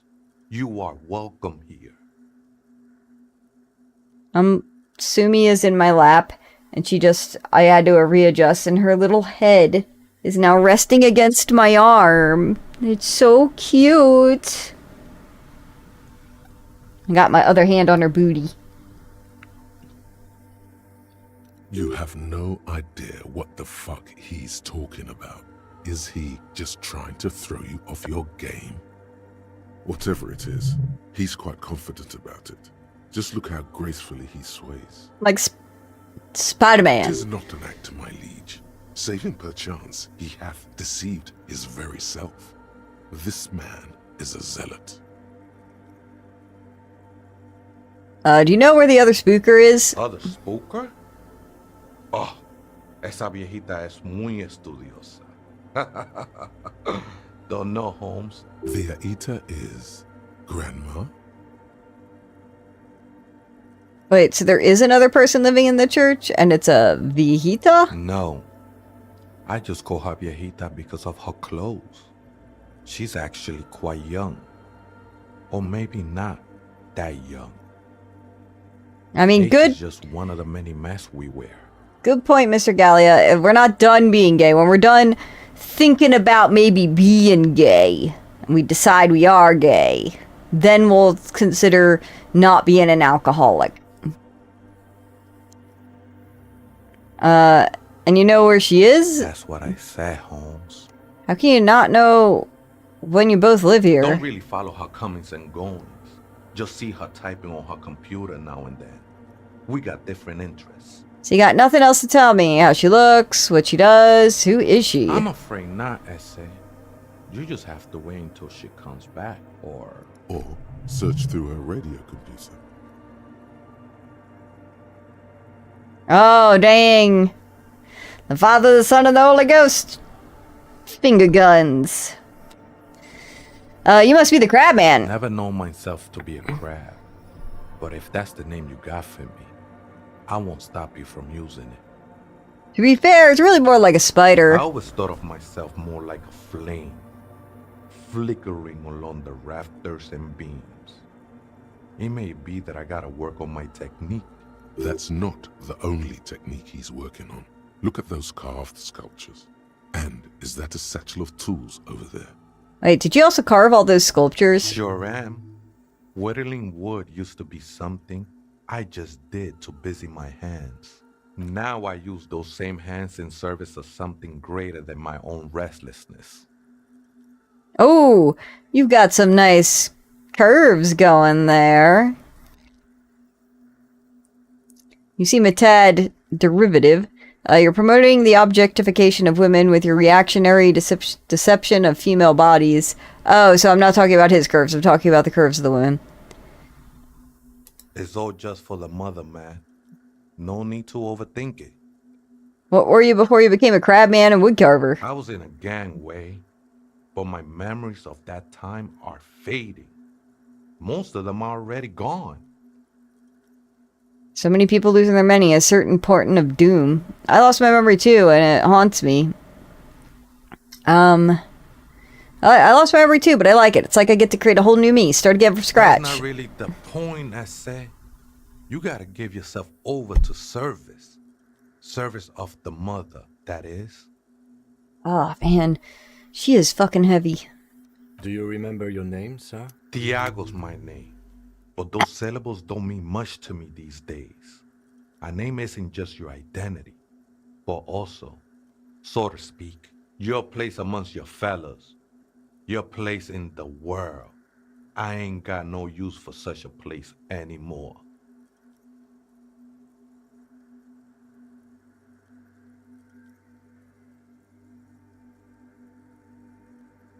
My name sets me apart from the fellas. No, my name's Harry. That's just the thing, Holmes. None of that matters. What are you doing here? This is a special place. There's a perforation in the world up there. A way out into nothingness. This church was built around it for purposes of veneration. Man, this church ain't gonna be good for a nightclub when there's gonna be a void of sound in it. I circled it, nurtured by the silence bestowed by the mother. One of these days, I'll be pure enough to go drink from it directly. Who's this mother of silence you keep talking about? Oh, that's no simple question, I said. She is one who can be painted or sculpted. She is a cavity in the dark, beyond sense. She saved me, but I couldn't describe her to you. No one can, Holmes, and no one ever will. What'll happen once you drink from this, perforation? I will be incinerated, but not destroyed. Okay. Finally, I won with the state of the world before reality began. Oh, gosh. Oh. That's the sounds of old. Just a lot of moaning and groaning as you shift around. That sounds a bit like substitution behavior, no? You know a thing or two about that. You sure you didn't just switch one drug for another? It's not like that at all, man. It's just faith and joyful service. Too gleeful, those words. He is lying. Not to you. To his very own self. Faith is kind of a drug. I heard that before, Way. And I know I can't convince you on the spot. But think, when's the last time you woke up from silent communion with a hangover, regretting what you did last night? Let's agree to disagree. I know it will take time. Don't sweat it. I mean, that's also the problem with AA, is they basically substitute your alcoholism for religion. I still don't understand what you're doing in the church. I'm a seraph, Holmes. I sing the mother's glory. Doesn't really make sense for you to sing if she's the mother of silence. I don't mean literal singing, Holmes. This is the mother of silence we're talking about. It's the singing of a burning heart. You may be thinking, but fire crackles. No, Holmes. That's the material that's burning. The flames themselves are without sound. How did you even find this place? Hard to say. I think I did some construction work here, back when I still had material worries. Up there, I realized what the true purpose of the church was. Been spending a lot of time here ever since. The past is nothing to me now, Way. It didn't belong to me. The sinewy figure lingers on the wooden beams, blending into the shadows. So you've been here a long time. Do you know why the church was abandoned? Police raid a while back. Did you witness it? Not really. Or at least I don't remember much of it anymore. The mother's love has done its job. That's what's so great about the mother. It lets you forget about everything. Some ravers want to turn this place into a nightclub. The ones in the tent outside? Right? I see them. Guessing they're the ones who call me a crab. Probably scared of me. They have reason to be scared? Nah, man. They look pretty funny. And I don't harm no one anymore. So what do you think about the nightclub? Why not? They wouldn't bother me none. I'm usually way up there, imbibing. Ain't no music on earth that can reach where I go. Might even be nice to have some company. The ones in the tent outside? Right? I see them. Guessing they're the ones who call me a crab. Absolutely, man. Might even be nice to have. Alright, well. We met Mr. Crabman. I wonder if he's naked. It's hard to tell. Oh, there's some pants? Are these his pants? Or is that a scarf? It's a scarf. +1 pain threshold. Interesting.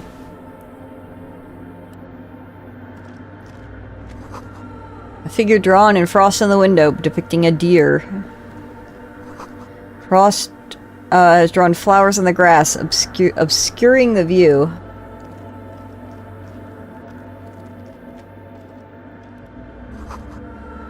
Cracked pane of glass, colorful.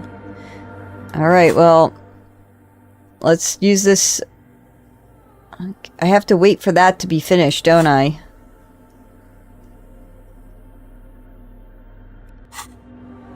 Alright, it's fine. It's almost done. Hey, Dizzle Boy.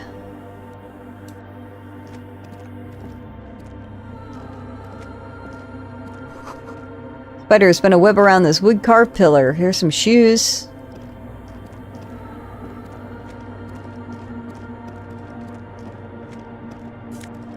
These are classy. +1 empathy. What do I got on me now?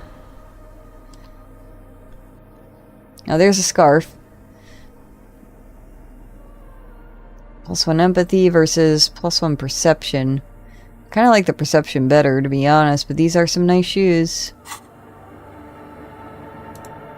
And I'll take that money. Thank you.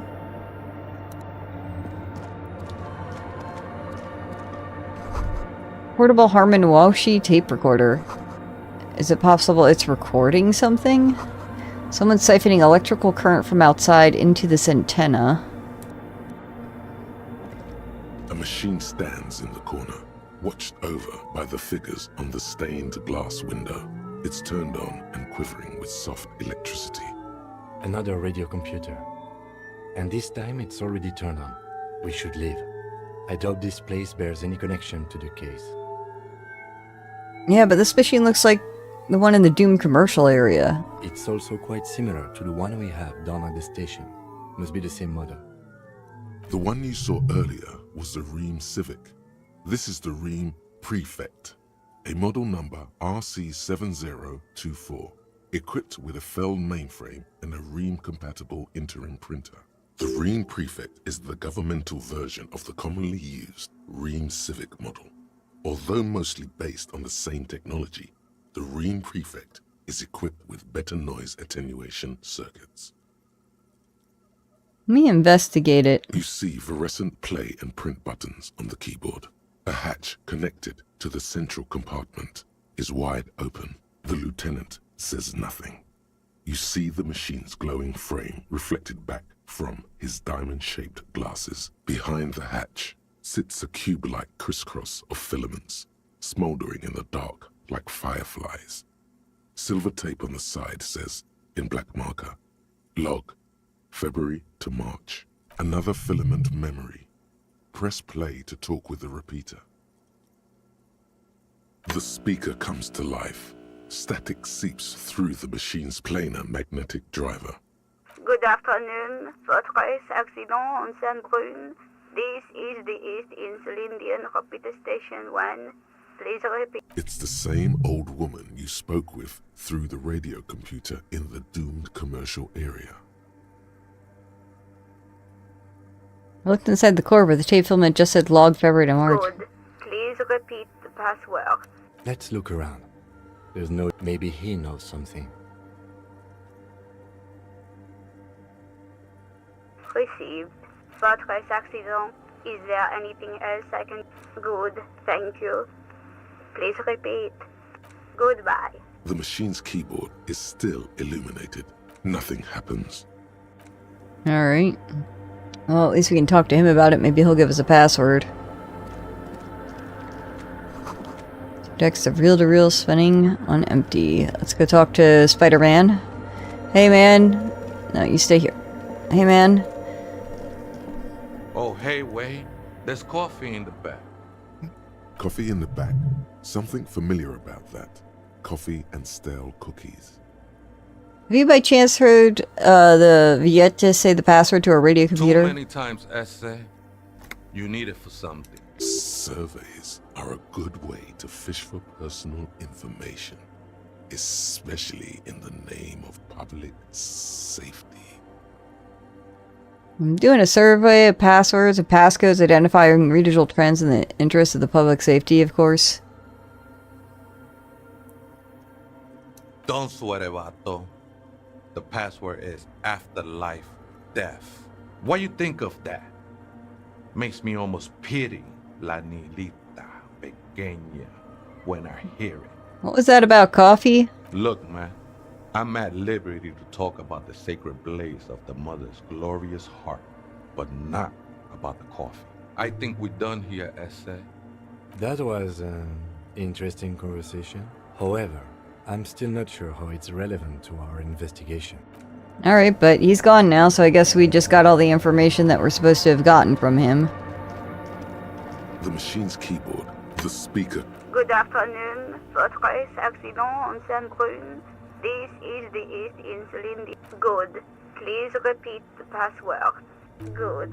I have unlocked the filament. After ending the call, please press print to access the filament. Fortress accident. Is there anything else I can do for you today? I have 2 machines registered to this company name in Martinez. One on Saint-Brune, the other on Rue de Saint-Ghislaine. Saint-Brune, that's the church. And Rue de Saint-Ghislaine? That's the doomed commercial area. Anything else I can help? Goodbye. The machine's keyboard is still... Oops, I meant to press print. Fuck. The machine's keyboard. The There we printer go. prints out a long text document with dated paragraphs. It looks a bit like someone's journal. The first entry, made on the 4th of February, 51, by an unknown author, is short and concise. Arrived at the church. The door was boarded up, so I used the crowbar to get inside. Looks like the place has been deserted. Nothing out of the ordinary, but I'll ask around. Need to figure out how to get the electricity in. The lieutenant leans closer, scouring the printout over your shoulder. Just as you finish reading, he looks up. 4th of February. That's over a month ago. Whoever set up those machines has been here for quite a while. You think this log might be connected to the case? Our case? No, I don't think so. It must be some local eccentric. 6th of February, 51. Had a little chat with the local fishermen. Said I shouldn't go near that place, that the church was spooky and ridden with narcotics. It's a little spooky, all right. Still haven't figured out the electricity. 7th of February, 51. Finally got the electricity in. Next on the agenda, a new antenna. I'm thinking ESCA series, something advanced. Why would you need an Why antenna? would anyone need any of this equipment here? 8th of February, 51. Bought the antenna, had some problems setting it up. Called Simon for help. Heard the others are back to making art. Drinking somewhere out of town. Sulislav started a rock band again. Lexi has been seen asking money from strangers, but at least the artists have their act together. They're qualified labor. They can get work anywhere. Graphic design, ads. The programmers are doing fine too. I mean, they're programmers. The writers, though, they're fucked. I just have to find out what caused that data loss and be done with it. Still don't understand how it managed to wipe out the backup, when the backup wasn't even connected to the front. I know. Everyone thinks it's impossible. They say I must be lying. I'm here to set it right. Data loss? Seems like something to do with radio computers. Unfortunately, I don't know enough about them to understand what the author is saying. Something about the backup data getting destroyed, and how everyone thought it was the author's fault. Let's just keep reading. Artists, programmers, Lexi, who are all these I people? think these people worked in the radio computer games business. The one we saw in the Doom commercial area. They must be our former co-workers. 12th of February, 51. Brought some food from the grocery store. Apparently, there's a strike going on in the harbor. Definitely not happy to see the Martinez people again. Everything's now set up in the church. Going to start working tomorrow, 8 a.m. The strike. We are nearing the date of the murder. Keep reading. I'm interested now. I want to know what's that radio anomaly that sent this person here in the first place. 25th of February, 51. I've been sending data up to Lintel for a while now, trying to recreate the data loss, but nothing. Didn't even feel like logging in, the disappointment. But I did discover a curious audio-spatial anomaly at the back of the church. I've named it the Swallow. It swallows sound. Need to get some mix. Is she talking about?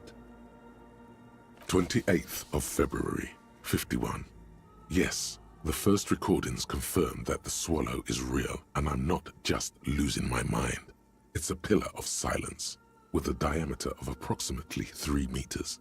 Seems like the higher I go, the less I record.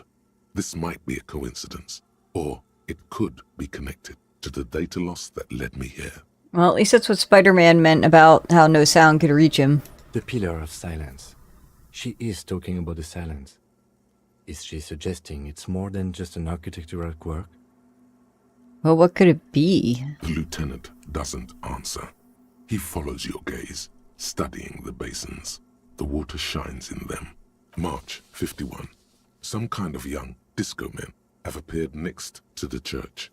I've been trying to record the silence to find the epicenter, but now it turns out I've also been capturing the future of dance music, one neo-disco song over and over again. Fortunately, the song is so monotonous, I was able to devise an algorithm to factor it out. The other day, one of the disco men came in. Before I could even say hello, she got scared and left. Good. I don't want anyone distracting me from my work. That disco man must be a cell. A girl on the ice? Sounds like her, yes. March 51. I got a call from the repeater station. Someone has tried to access the radio computer in our old office in Martinez. Can't do anything about it. The storekeeper still doesn't want to let me inside the building. Thinks I'm part of some kind of curse. How Martinez of her. That's me. I was the one who broke into that radio computer, and the storekeeper must be Plaisance. I knew it wasn't a good idea to meddle with the machine. No. It was a great idea. You're learning things. This is how you learn things about machines. March 51. A new 2-meter aux cable. Noodles. Crackers. Ping energy drinks. Water. Toothpaste. Gum. Also some canned air. God damn it. Your reading was interrupted by the sound of the church door opening. Oh, well. A strange woman makes straight for the radio computer. Quick, hide the printout!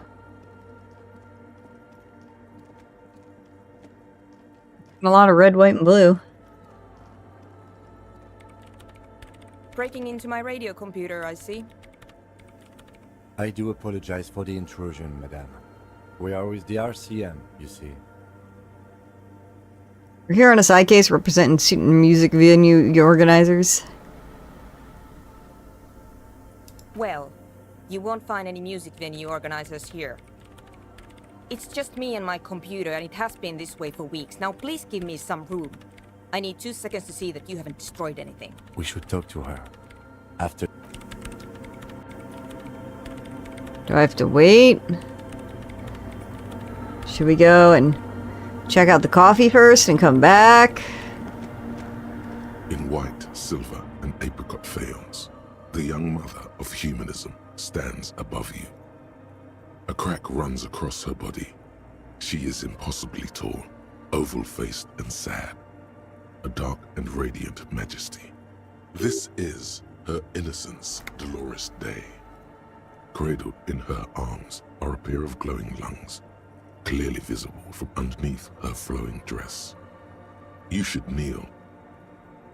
Your knees touch the floor. The floorboards are hard and cold. There you kneel among the snowdrifts, diffuse light falling on your hands from beyond the glass. The woman looks down at you kneeling. She towers among her followers, architects, laymen, courtiers. There is a sad smile on her lips and a glint in her green-blue eye of what? Compassion? Remorse? She acknowledges the passing of someone who is still alive. It's morning. As that terrible word passes through your mind, the lieutenant draws an X-shaped cross from shoulder to shoulder. Your fingertips touch your chest 4 times. Then you rise from your knees into the apricot-colored light of the window. Above you, the woman still smiles her distant smile, sundered by the crack in the glass. This is, how did I know this is the mother of humanism? Despite the damage you've done to yourself, the title appears lodged in your hippocampus. This is Her Innocence Dolores Day, the innocence of humanism, internationalism, and the welfare state. Perhaps the most famous human being ever to have lived. No amount of Commodore Red can wipe her sad smile from your brain thing. It has survived the deluge and haunts you still, and will haunt you forever, as it haunts all men. What exactly is an innocence? The highest category of historic individual, an embodiment of the world spirit. More, an innocence is elected to office by the founding party, a precedent that has taken place a mere 6 times in the entirety of history. The legal system of the Real Belt is built to accommodate an authentic rule should it coincide with our time. An innocence is infallible. The decisions made by one are not decisions. They are inevitabilities. What would have happened anyway? Only accelerated, packed into decades instead of centuries. An innocence is a continuous, compressed event, a sacred human being. It is an honor and a glory to live when one is in office. Is one in office now? No, we are alone. When did she rule? 300 years ago, in the wake of the discovery of this Isola, the Insulindian, by explorers from the continent of Muindi. She is, among other things, the innocence of inter-isolary travel and the connected world. What else do I know about her? Many things. You know she was a woman of the court, the wife of an influential Marchese, and eventually the principal advisor to Irene la Navigateur, Queen of Suresnes, modern-day Sir Laclais. Also that she was gorgeous beyond beauty. What else? Was she smart? Terribly. Women of the court were expected to play both contract bridge and chess sufficiently well to prove an interesting challenge to a man. A simple grasp in matters of philosophy, theology, and science was encouraged. She was, by all means, a kept woman. She made the most of her position in the antediluvian court, a court visited by the most prominent thinkers and artists of the day. In secret, she was becoming the era's preeminent philosopher of the state. A scalpel, a piercing gaze. She was an almost preternaturally magnetic and intelligent individual. To her contemporaries, she appeared out of time, a messenger from the future of the species. We all fell in love with her, head over heels. Even before she was declared an innocence, her influence was tremendous. How come? It was on her advice that Irene la Navigateur sponsored a number of voyages into the Pale. A costly, often tragic endeavor, ultimately vindicated by the discovery of the new world, the piece of reality you're standing on. She was crowned 2 years after the first expedition returned, setting in motion what is widely considered the greatest era in history. The DeLorean era. Wow, indeed. When her innocence was declared, and the queen she had advised for years fell on her knees before her, she was so overcome with emotion that her lungs started glowing in her chest. Bystanders reported golden filaments lighting the already sunlit chamber around her, clearly visible beneath her dress. That is why the lungs are the symbol of love for the cultures of the Real Belt. I want more. As did we all. The lands of the Mesk and the Occident and even far away Supramuindi. Altogether, 21 of the 40 mundial nations of the time immediately accepted Innocentic rule, even before her crowning. Her crowning? In a city called Advesperaskit in Vespa Messina, her homeland. The name of the city means evening comes, but it happened on a winter's morning, with the canals frozen and slush falling out of the sky. She was dressed in a white and pearl dress on an emptied-out plaza with the crowd far away. Already, her Theriers, the secret servicemen of the Innocents, were worried about an assassination attempt. She must have been beautiful. Oh yes, she looked like humanity's young mother, a perfect mother, insultingly beautiful. It was as if her face and shoulders and hands were covered in a soft down of underfeathers. You know this well, very well. Midwinter snow was beating the cobblestones around her. A small attaché of officials stood by as her Theriers placed a white gold wreath on her head. The crowning was mostly witnessed by secret servicemen. Then what? One of the men in this secret service killed her 22 years later. A young man who had come to suspect that Dolores Day was not entirely human, but something else. What? Something that had walked in our midst, watching us stumble for hundreds, if not thousands of years, until it decided to interfere in the course of our history. We were supposed to come up with this ourselves. The man was reported to have screamed at the Innocents. Dolores Day was shot in the chest with a fowling piece 8 times.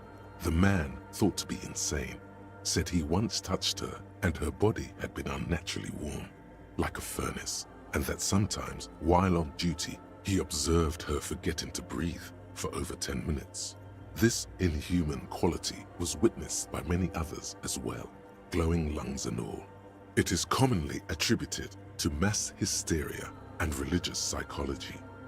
Is there something terrifying about her? Terrifying is a term too emotionally charged for your semantic memory, or what remains of it. Although she's often considered to be the greatest human being to ever live, there was something ominous about Dolores Day.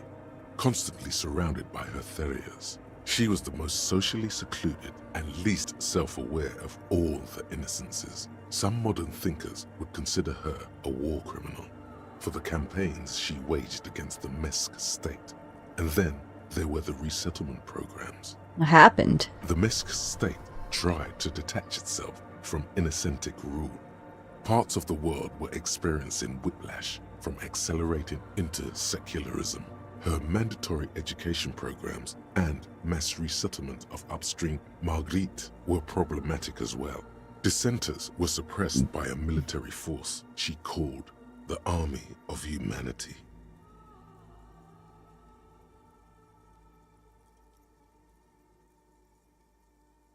Suggesting those who fight against it are not part of humanity. She adored chess, yes, but also military war games. Dolores Day often holds a tiny tin soldier between her index finger and thumb in icons such as this. She was also blonde, the blondest woman you have ever seen, with green eyes the color of the Pacentic, mare interregnum. Little is known of her Marchese husband. It's as if he vanished from history after completing his role, which was to introduce Dolores Day to court. In conclusion, yes, there is something lonely, paranoid, and even terrifying that people seldom mention, but feel when they think of her. This subtle terror is part of her iconography. Lieutenant Yefreiter, you've stood there for over 5 minutes. What are you thinking of, if I may ask? She's beautiful. That she is. A great sacred piece. I wonder what we are doing here, however. In this church, I mean. The coast in general. We shouldn't linger. This isn't a good place to get lost in. The shards glimmer in the dark. You see little pearls of light on the edges of the crack that splits the female. The old woman in the village was right. This must be the Delorean Church of Humanity in Martinez. or the small Pinewood Church in some records. You knew the place? It's a minor landmark, not easy to find. Most maps misplace it. It was built not long after Revachol's founding, 300 or so years ago, by first-generation settlers. On the coast of an uninhabited archipelago where only animals had roamed before, in the wild reeds. What else do you know? There used to be 7 stave churches on the coast. Les Sept Sœurs, they call them. The 7 Sisters. Only one remains. The rest were burnt in the revolution or used for building materials. We should be respectful here, although the building appears to be deserted. I do not believe we'll find anything connected to the lynching here. Something else, perhaps? Respectful? Is the lieutenant a follower of DeLoreanism? Visual calculus, okay. Are you a follower of DeLoreanism? Yes, we all are. Her name, body, and rule are synonymous with humanism. The laws we enforce are DeLorean in origin. I didn't think you were so spiritual. It's not spiritual, it's constitutional. The DeLorean system does not demand faith, only accordance. Again, I just wanted coffee, man. Of humanism. Okay, so there is no there's coffee in the back, and by back he didn't mean through the whole herd. What is it? I didn't break anything, did I? No, you just printed out my personal log and wasted some paper. Are you the lead programming of the Whirl and Rothered by any chance? Yes. Or, no. Not anymore. That project is dead. But who are you? What are you doing here? I am Soona Luukkanen-Kilde, the former lead programmer of Fortress Accident and RSA radios. I have over 16 years of programming experience, and I'm proficient in both Vox and Orbis languages. If you're not here to hire me, I don't really know how I can help you. Did she say over 16 years of experience? She must have started programming when she was still a teenager. That still doesn't answer what she's doing in an abandoned church. Have you seen the Crab Man? Nope. You know he's still around? Yes. He's seen you. And? Okay, probably not a big deal then. No, you're right. I'm not. Why are there so many machines here? I brought them here. These are my machines. Please don't touch anything. Why do you need an antenna? I use the AR-1 as my RAIN prefix processing unit. That's your radio computer, right? Mm-hmm. And the antenna is its processing unit? Yes. You really don't know anything about radio computers, do you? Not really. All right. Well, all radio computers perform operations up on air. So in order to gain more processing power, you need to invest in a good antenna. What's on air? On the front. The unified front of radio waves. Licensed and controlled by Lintel in the East Insulindic region. It's all around us. That's what on air means. Like love. Ha! And the AR-1, is it a good antenna? I guess it is. So far I've been quite satisfied with it. Martinez is an unstable region with bad coverage and the operation has been surprisingly stable. But it's not the cheapest one on the market. So I wouldn't recommend it for your regular red tape operations. Fraser 1000 is a foolproof line for civilians. Anyway, you should do some research before you decide to buy anything. Ask around, compare the prices. There are many milieux dedicated to that sort of thing. What are you doing with your radio computer? I'm working. Oh. The machine seems almost alien with its pulsing core. The light casting her face in a strange shadow. Working on what? Could you just shh for a moment? Or get to the point. I really need to focus on something. I was like, they sound like a child. Working on what? About the bowls of water. They are connected to my RAIN prefect. Whatever you do, just please don't move them, okay? Short and terse. There you have it. Whatever she's using them for, they're hers. Isn't your radio computer made for government So use? you do know something about computers. You're right. Prefect is used mostly by the government peeps. So why do you have it? Because I needed something good for my investigation, and Reims Civic is widely agreed to be below all standards. So I had to upgrade. Besides, owning a Reims prefect isn't such a big deal anymore. No, actually, it is kind of a big deal. You don't see Ream prefects in every police department, for example. How did you get your hands on I it? know a friend of a friend who used to freelance for the Coalition. I was actually aiming for the military-grade Reim Rational series, but couldn't find one. Prefect is mainly based on the same technology as Reims Civic, so it's kind of a rip-off. But it does have better compatibility with newer antenna models, so I won't complain. Great. What are you doing in an abandoned church? You really like those questions, don't you? It's my police. I'm a police officer. It's my job to ask questions. I'm conducting scientific research here. You can't throw me out. What research? I'm looking for the location of a 2mm hole in the world. Wait, what? Exactly. She's looking for a disruption in the radio waves. That's what her personal log said. The lieutenant raises his brows, but doesn't say anything. Hole in the world. What does that mean exactly?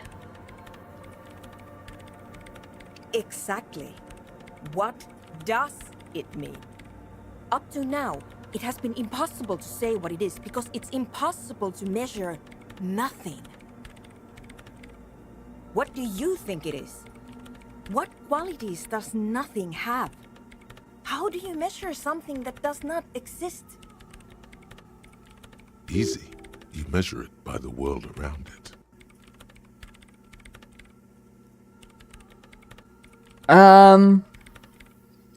You measure it by collecting data on the surroundings, on that which exists. Exactly. Very true. That's what I've been aiming for. That's why I have those basins. I've tried using hydro transducers to record the silence, to find out where it begins. Hydro transducers. So that's what those water basins are. Devices for recording sound through water. But honestly, it's not progressing very well. You have an idea where this hole might be located? Somewhere underneath those roof beams, I assume. Only a faint crisscross of rafters can be made out from the dark. Why there? There's this place at the back of the church. A place where all audible vibrations seem to decease. I've named it the Swallow. And the higher you go, the less you record. The Pillar of Silence? Are you sure it's not just an architectural quirk? Maybe. But it's oddly close to the physical coordinates of the data loss that led me to this place. Is this where the Crabman lives? I know. You don't think Crabman might be somehow responsible here? No, I don't. You said that the research isn't going well. Because it's just trial and error. Trying to locate the Swallow, the exact point in space. And I don't have a... You know what? It would be really helpful if you could just stop talking and let me work. Is the hole connected to the data loss in your journal? Yes, that's what led me here. But I suspect it might be something a bit more complicated than that. That's all I wanted to know. Great. Thanks. How about the how do you feel about anodic dance music? What? I hate it. I bet she hasn't even heard it. Have you even listened to it? Like, actually listened to it? Yeah. Like, all the time. My tent neighbors don't really ease up with their partying, do they? Maybe I'd have to be on drugs to get it, but to a sober mind it just sounds like uninspired rug whipping. No idea what it has to do with either dancing or music. How do you feel about a club for anodic dance music? This is about those speed freaks in the tent, isn't it? I've got some news for you. It's not a nightclub they want to build here. What do they want to build then? Take a guess, why don't you? I'm still convinced they want to establish a nightclub for anodic dance music. They said it's their dream.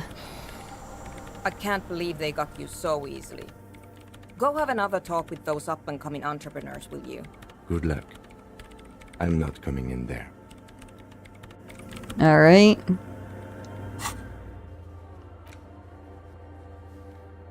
Okay. I'm now curious if I can research 2 things at once, but we're 93% done, so I'm not gonna risk accidentally losing that. Now, he did say there was coffee in the back of the nut club. Does he mean here? I guess not. I guess he was joking, but, you know, I'm just like, you know, don't tell me something literally and then not provide it.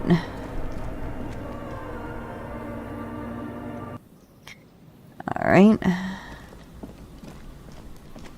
It's getting late.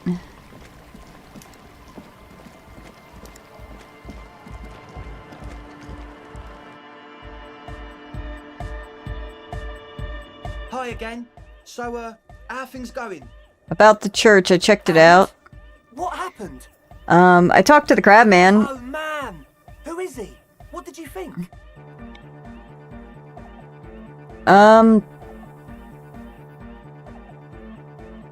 Seemed to be okay, to be honest, very spiritual. Really?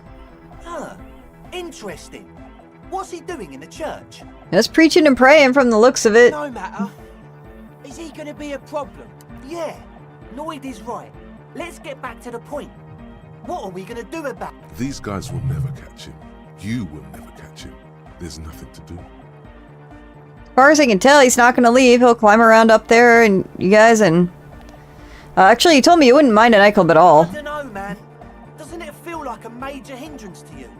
A spooky guy climbing around when all the guests are trying to have nice, friendly hyper time? Don't worry, I don't think he really gives a damn about you or anyone else. It's not a massive problem, now that I think of it. Everyone is welcome to dance till the morning light. Yeah! Maybe. I guess we'll figure something out. Okay, but what about the other spooker? The one in Grandma's clothes? Did you see her? I was using the mainframe when Suna, the former lead programmer of the Fortress accident, appeared. Programmer? That's odd. What was she like? Did you ask her about the nightclub? She did not like the Hypnotic Dance Club idea. What a pity! That's my favourite thing in the world! And she doesn't like it at all! A shame. What can we do now? Do you see a way out of this jam? Into a laser-lit future of dance and unity? I mean, it's squatters' rights. That nobody owns the property. Buy the property. Unity! Dance! She made it very clear that she won't leave until her own project is finished. And you can't just evict her? No, I won't evict her. We have to come up with a different solution. Look at you, Honor Man. No, Noid. He's right. Maybe we've approached it the wrong way after all. I'm sure there's a workaround. We can make a deal not to bother her. If that's okay with her, we only want to get in the church and spread the joy and ecstasy of music. The lines in the dark exist. Coexist. At least Crabman seems like an advanced being. He's hard. He'll understand. I mean, they could make a shit ton of noise and she could more easily tell where there isn't noise that way. Yeah, he can do his climbing thing in the tower. And the programmer, does she like Hypnotic dance music? She absolutely does not. Egghead cannot believe what she just said. It makes him pump the jam a little slower for a moment, but then he returns to the full swing of it. No worries. We'll figure it out. If coexisting fails, you can always muscle her out, right? If it's all okay with you, what do you think? I can try convincing her. Excellent. Good luck, my friend. Goodbye, officer. Huh? I see you. Nah. Damn. You heard me. Back to the heavyweight. Hardcore! Hardcore! Hardcore to the mega. Internally coherent. Encore! All right! Yeah! He furrows his brow as his very large head traces the sublime invisible movement of the music in the very real air of the stuffy tent. Hardcore! Ah! So hardcore. Is it though? It is. What is it? I mean, really? I was thinking that too. I am the mic enforcer. I am the chicks checker. Yeah! Okay, let's try that again. True, hard, full, hardcore! Hardcore to the mega. Internally coherent. Encore! All right!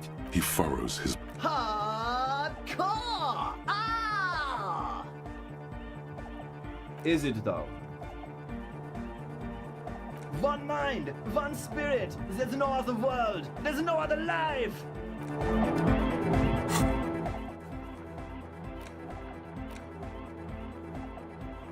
Oh god. I have to convince her to cooperate now.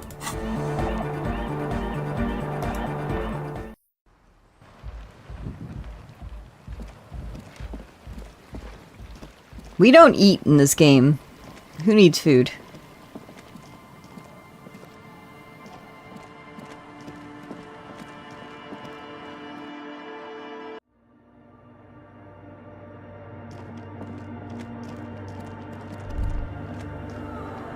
Hey, her innocence Dolores Day liked little figurines, right? Liked holding little men between her fingers, remember? What? You have the headless Fallen Rider figurine. You should give it to her. Win her back. Yes. So very, very, very nifty. Nifty and mysterious. This is surely what the figurines are for. How do I give it back to her is the real question. Okay, is there a place where I can offer it? The mother of humanism stands above. Why? Because she's a stained glass window. That does seem to be a problem. Maybe you meant something else? Like what? Is the task still on? Know. What are we thinking of? Part of your mind has gone on to other things already. The mother of humanism towers above you. A wax painting on a cracked... Why?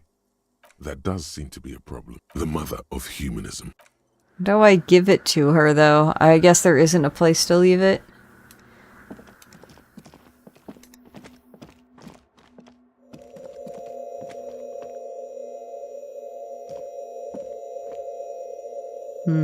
Okay.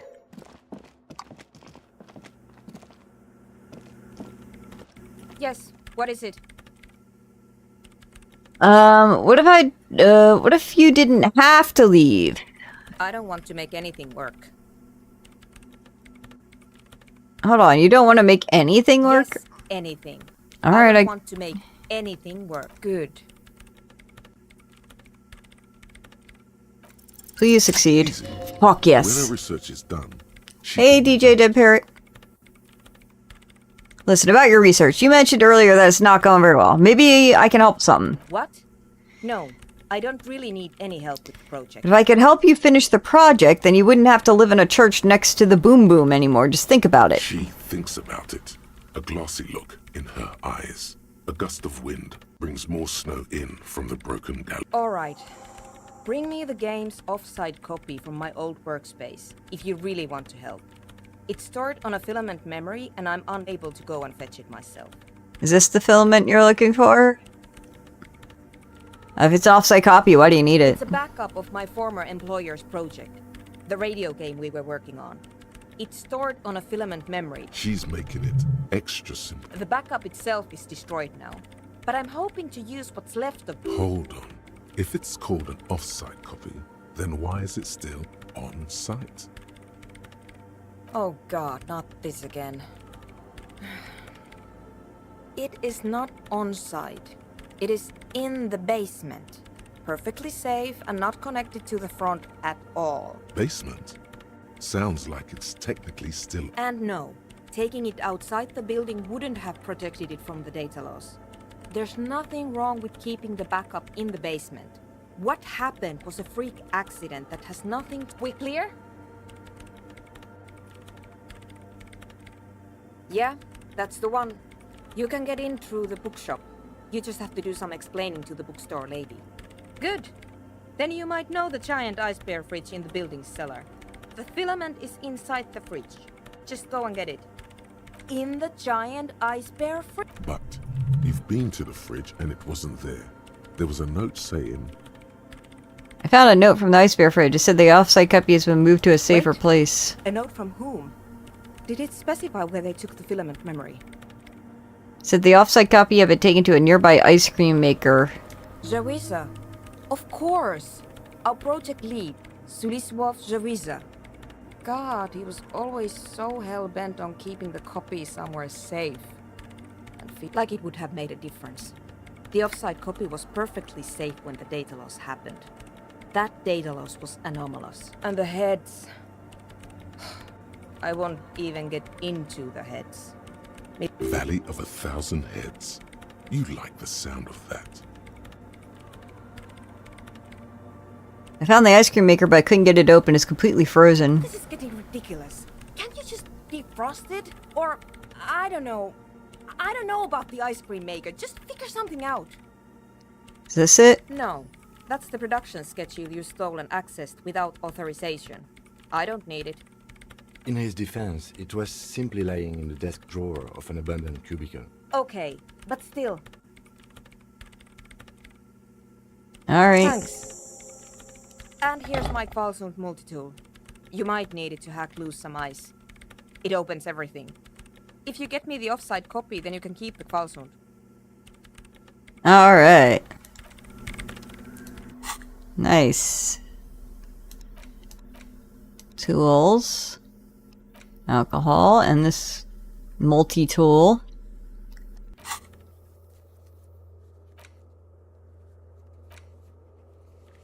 Alright.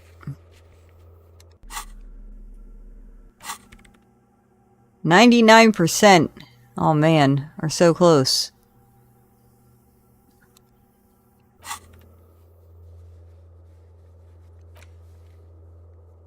Alright.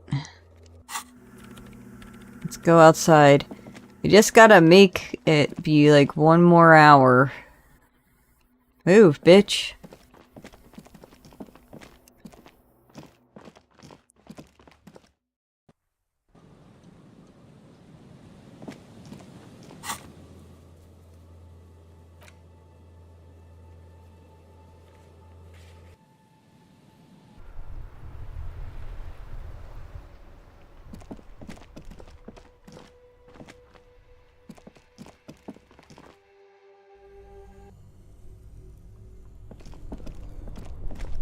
Two cables up an electric scissor, something close. Very smart.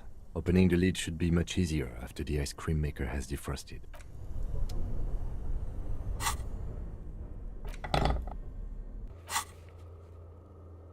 Map keeps... Okay, so... Off. Okay.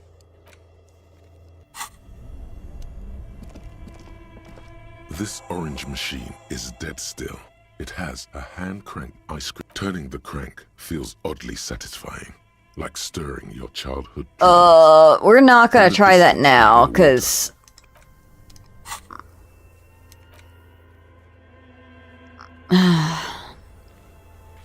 Maybe it says, find the right tool or ask Suna for help. I have the right tool, but I think I have to wait for it to defrost. I made the mistake of plugging the shit back in because I didn't remember why I had it unplugged. And since time is a factor in this... Jesus Christ, look at this thing. Since time is a factor in this game, I'm pretty sure that, I have to wait. Are we done yet? Oh, 99%. Fuck.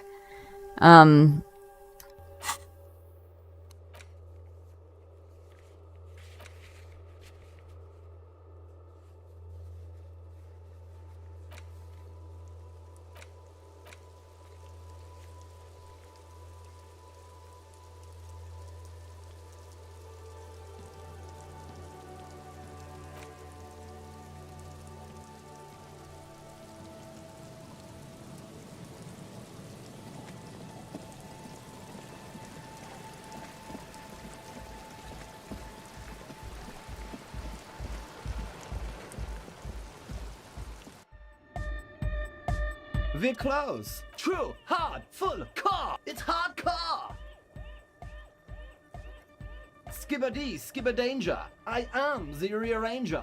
Skibbity skibbadanger, I am the rearranger. True, hard, full, it's hardcore. Skibbity, we're close. True, hardcore. Yeah! Oh yeah. The man adds a capital G before the H in his yegs and args. This produces a guttural, Gotvaldian accent and makes him sound more animal, more in it. Or maybe it's not Gotvaldian. Maybe it's Oranese. Probably an homage to Oranje, where Arno van Eyck is from. Judging by his name, could you be listening to an Arno van Eyck creation right now?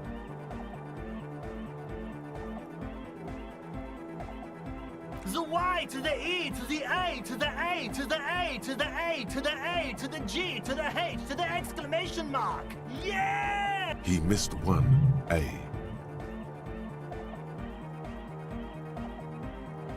I'm the hard rhymer, the track attacker, the mic enforcer, the sixth checker. I am the law.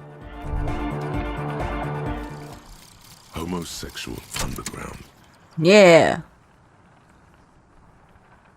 Maybe you should stop obsessing about your own and other people's sexuality. Feels like it's about time to do that. You thought about this for 8 hours? Not only should you stop, you should tell Kim you've stopped obsessing about other people's sexuality too. I'm sure he'd appreciate it. Unless you already got him killed because you were obsessing about your sexuality. There's no way of telling from within your brain. But for your own sake, please say you didn't. I stopped obsessing about sexuality.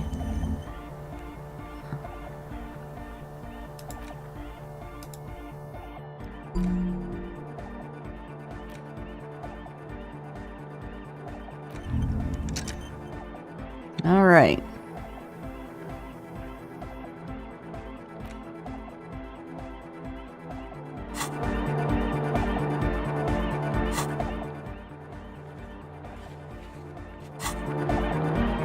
We're close.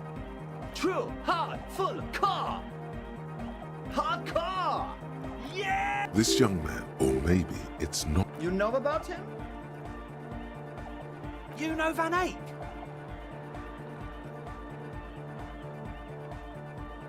Good, good. The Advent? We're close. True, hard, full, hardcore. Yeah! This young man, or maybe it's. You know about him? You know Van Eyck? Wow. The skinny wraith looks at you with. So am I. So am I. Oh, is that why they call you Egghead? Because Egghead to the mega. The K became the G. The boy became the man.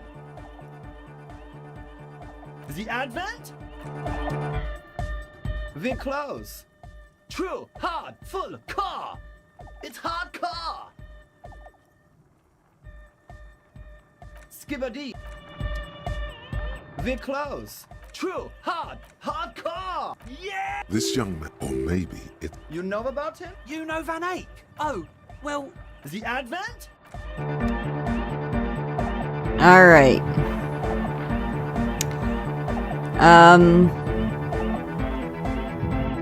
I think this is a good time to quit, because we keep going over on this game, and I am tired. So, hopefully I'll remember what the fuck I'm doing next time. So TikTok and YouTube, thank y'all for joining me. If you want to see more interaction, be sure to come over to Twitch, where you can see my character sheet just straight from watching without me having to bring it up. And I'll catch you guys next time.